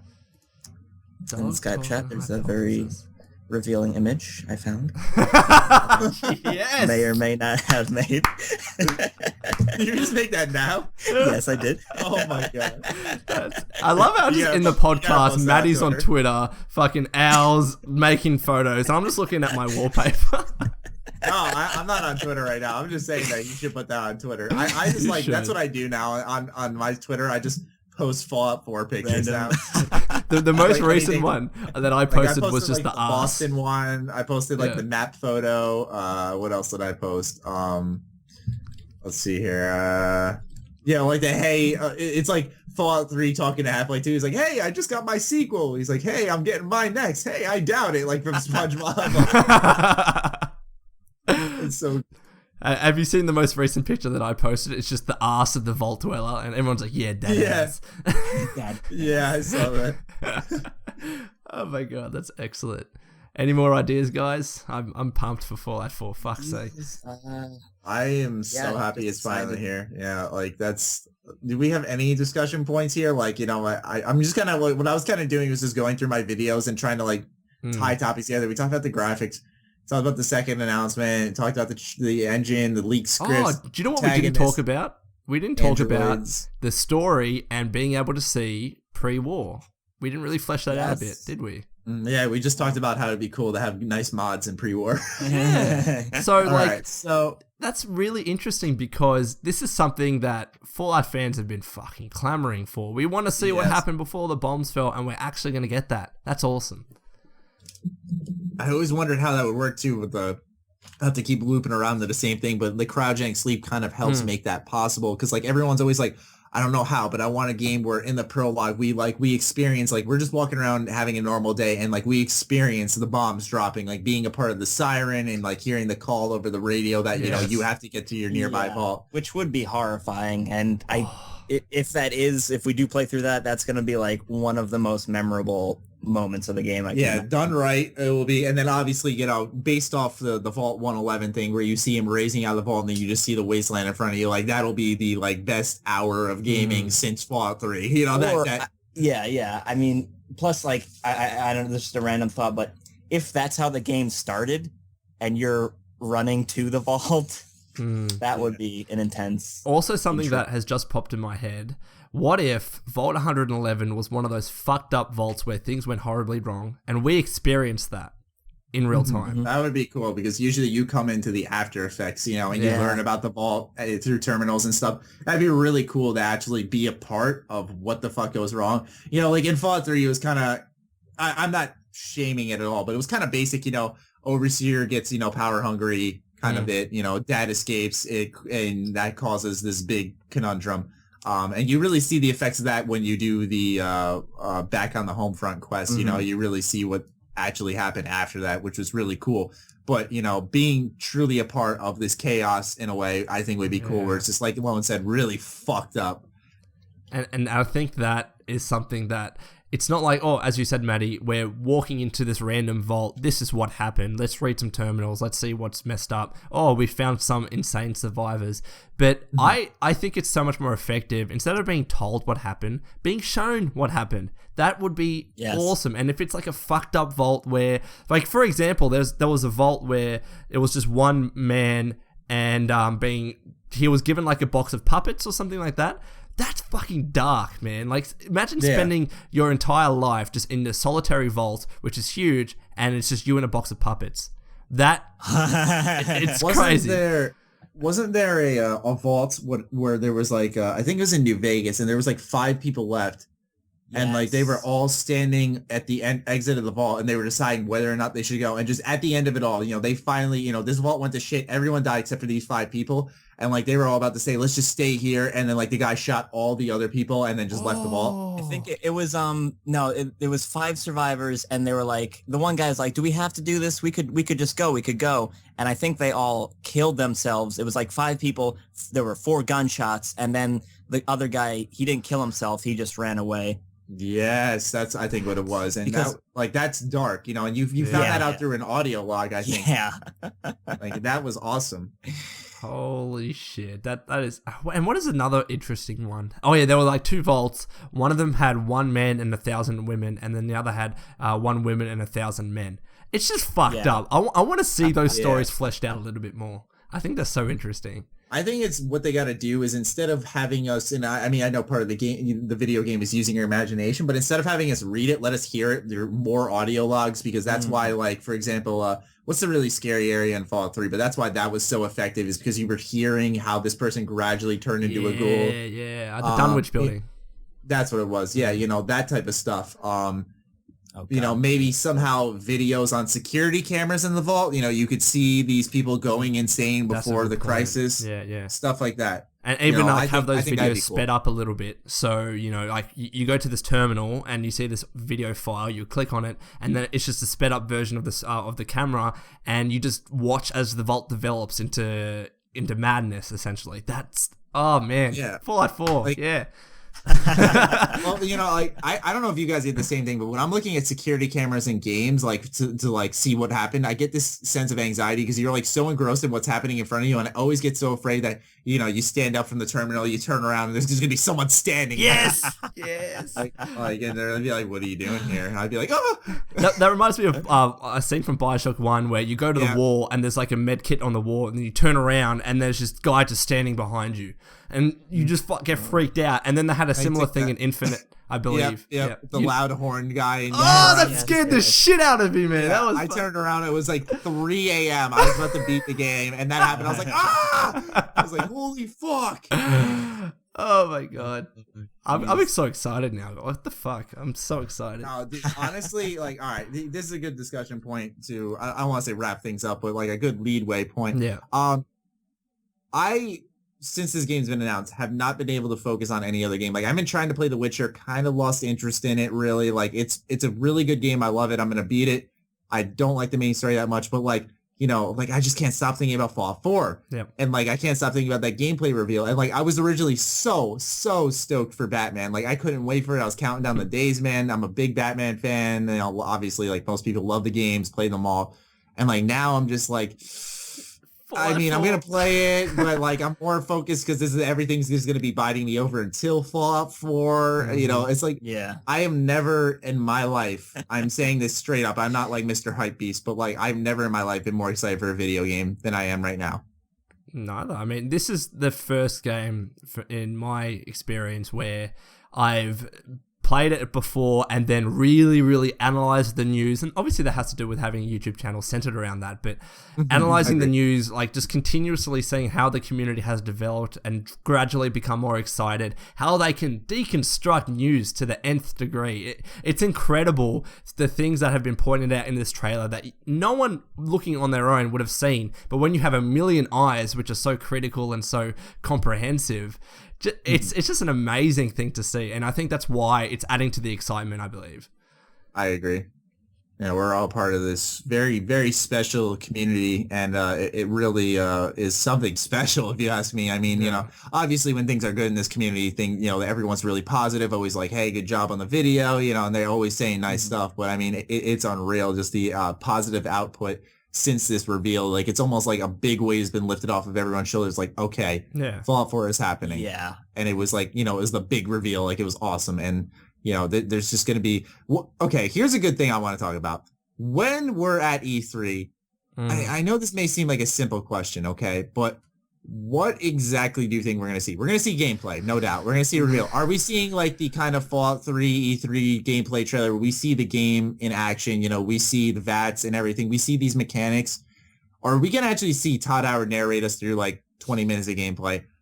I can't tell to this day. I think I'm going to keep my hopes down a little bit lower in a way, because I feel like we're going to just get a similar trailer to what we got for Fallout 4's official reveal, but with gameplay. I mean, I think it's going to be gameplay. It'll probably take place, if, just guessing, I would say someplace that doesn't give too many story indicators out. Maybe we'll be fighting ghouls like in that, or whatever those things are. Maybe we'll just, a nondescript enemy will either be fighting robots or ghouls or creatures in a building. Maybe he'll go over some of the stuff like the lock picking, like can you blow up doors? And they're gonna, if they do gameplay, there's no way they're not gonna show VATS. So yeah, definitely VATS. So that's what I'm saying. I feel like just based off the, you look at the garage, you look at like, there's just so much to talk about. Like, will there be androids? No more loading screens. I feel like there's so much questions that have answered that I feel like they're going to have Todd Howard sitting up there. And as he walks through, he goes, and now here we're going to enter through this door. You can lockpick this door or you can blow it up, stuff like that. Yeah. Or even like, for example, you can VATS this enemy, or we've listened to the community and incorporated bullet time. Like, I could see them going and trying to include all of these great mods that have been developed and then saying, hey, as a call out to the community, this is what we've done. I mean, I always, whenever people ask, like, what do you want for Fallout 4? I always give, like, these, like, things that people, you wouldn't, I'd be like a sprint button or, like, maybe a melee button or a grenade button. Grenade hotkey. I mean, I'm pretty sure they would maybe do a sprint. I would imagine, right? Yeah, it's after Skyrim, I'd imagine they're Yeah, you're right. Yeah, they're doing sprint. That's right. I always forget about Skyrim. I put so much time into Skyrim, like I must admit, like based off like the launch period, like I didn't even play Fallout 3 when it first launched until like 2010 is when I really got into Fallout. But like with Skyrim, I was playing that since launch, and like I played the fuck out of that on console. Oh my god, like I played that game so much. Like I don't think I touched another game until like March of the next year. Like it was crazy. Hey, Matty, are you gonna get a better PC for Fallout 4? That's a good question. That's a really good question. I really want to see, they have it listed for pre-order, so I'm going to assume that when this game is shown, like, the gameplay and everything, that they're going to reveal the PC specs. If my rig can't handle it, I will upgrade for this game specifically, no doubt. Yeah. Because I do want to, part of that, also for my channel, I'm going to play, obviously, the original vanilla game and make videos for that. But then after that, there's going to be mods, and I'm going to want to be a part of that. I'm going to be wanting to do kind of what Al does, mod playthroughs and all the reviews and shit, kind of like go for as well. That stuff is awesome, and I never got a chance to be a part of that in 3 in New Vegas. And, I feel like Fallout 4 is a good starting point, so I want to be a part of that as well. So, yeah, I'm definitely upgrading my rig for this game if need be. And see, that's interesting, because I know we've said in the past that, Bethesda's not going to be releasing their modding toolkit several months after, but they haven't done that with Witcher, and we've seen mods for The Witcher 3 already on the Nexus site. So I think straight away, we're going to be getting mods for Fallout 4, but I don't think, I want to wait until I complete a substantial part of the game before I mod anything. I want to see what Bethesda has provided to us. I only mod the game when I feel I need something new. Like I've played Fallout 3 more times than I can count. So, obviously I'm going to want to mod that game. But with Fallout 4, it's not even going to be like, one playthrough and I'm going to go mod this game. Like I'm going to do another playthrough being evil, and then like do that exploration playthrough where you just go everywhere. You know what I'm saying? Like there's going to be so much to do. It's like I want to get as much as I can out of this game. Obviously achievement hunting as well, stuff along those lines where, I want to have to get my full amount out of this before I feel like, okay, I need the community to give me more stuff to do. Yeah, and I think that's why I'm really hoping we can get review copies, because I want to play the game before I make videos. I want to enjoy it as a fan before having to be entertained. Also, because Twitter will be spoiler loaded in our mentions. Oh God, yes. Like I'll have to stay away from that. But if I have it early, I'll at least have the jump on people where like I won't have to rush through the game so that, I don't go on Twitter and, hey, Matty, did you see in this part a quarter of the way through when this happened? And I'm like, oh, fuck you. Like the dog died. Like, no, don't tell me that.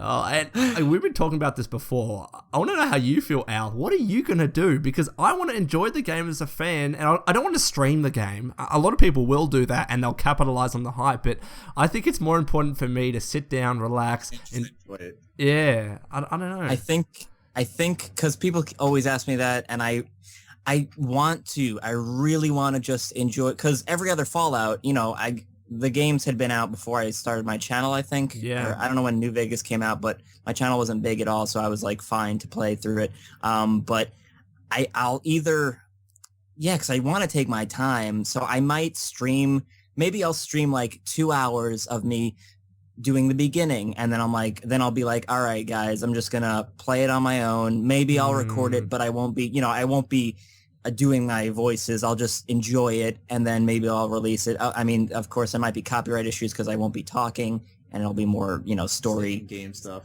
Exactly. So it's I mean, like Matty said, if we get the early versions, that'd be amazing. But I'm trying to work on it. That'd be. I mean, if you guys have any leads, let me know. Yeah, that'd be great. We could all do that. I even said, because like I'm trying to get into just contact with Bethesda, establish some type of connection with them. Like I emailed them just thanking them for a proper reveal of this game, and just saying that you guys have given me something special with my channel, and it's because of your games that I have something. And I was sending them a thank you. And like I didn't hear anything back from them, and I'm not saying I deserve it. If they read it, that's good enough for me. But it's one of those things where I'm trying to establish some type of relationship with them, and they make it really, really difficult. I can't lie. I'll talk to you guys after the podcast. Okay, I know partially about that. I do know. one other person who did get into contact was Nuka Break. Yeah. Because they had to get like permission. So yeah, if you guys want to make a live action just so we can get into contact with them, just for that sole purpose. Al, dude, I think we're in the same state, dude. We can do this. Let's do it. Make a movie. Oh, that's so cool. That's so cool. Holy awesome. shit. Well, 2 hours plus of Fallout 4 discussions. I think we've had our fill today. On my official Audacity thing, I have an hour and 58 minutes and 30 seconds. Oh my god. Yeah, so we made it here. We made it. Al, thank you for obviously joining us again. Thank you so much for inviting me. I have a great time whenever I come on, so much appreciated. Of course, you'll be back again. You know, that's no question now. You'll be back when we get gameplay at E3, right? You're coming back next week, man. Yes. I mean, what's next week? It's my sister's birthday. I'm missing my sister's birthday. Yeah, it's unfortunate, but I understand. She'll understand. Yeah, so the countdown begins. We're 1 week away from Bethesda's official first E3 conference. Fuck yeah. I'm fucking stoked. Before we go, though, I gotta just do this. Everyone put out one prediction that you think is gonna happen at this conference. Just a bold prediction. I didn't mean to put you guys on the spot, but here, I'll go first. Dishonored 2 will have a big-ass gameplay reveal. That's my bold prediction. We're gonna see Dishonored 2. I know it's totally off the walls. We've been talking about Fallout this entire time, but that's my bold prediction. I think we'll get a full trailer for Doom. That's bold, man. I didn't see that coming. Call of Duty Black Ops 3 will feature an Arnold Schwarzenegger cameo. Yes. Nice. I have no idea. Come with me if you want to live. That's excellent. My other bold prediction is that Battle Cry will have a beta immediately after the fucking conference, kind of like every game developer seems to do now. And if you sign up now, the beta is live. You can play the game right now. Oh my god. Go home and play it today. I'm going to go play Battle Cry, guys. Goodbye. Excellent. So are we letting Al end the podcast? Like normal? Yes. Al, we have a new tradition, and it's we let our guests end the podcast. And I always forget. Thank God Lone's here, because I always forget. Yeah. So go on, Al. You close this. Like, we're literally going to cut it off as soon as you finish what you have to say. So pressure's on. All right, awesome. Well, thank you, everyone, for watching H.A.M Radio Podcast. Hope you all enjoyed.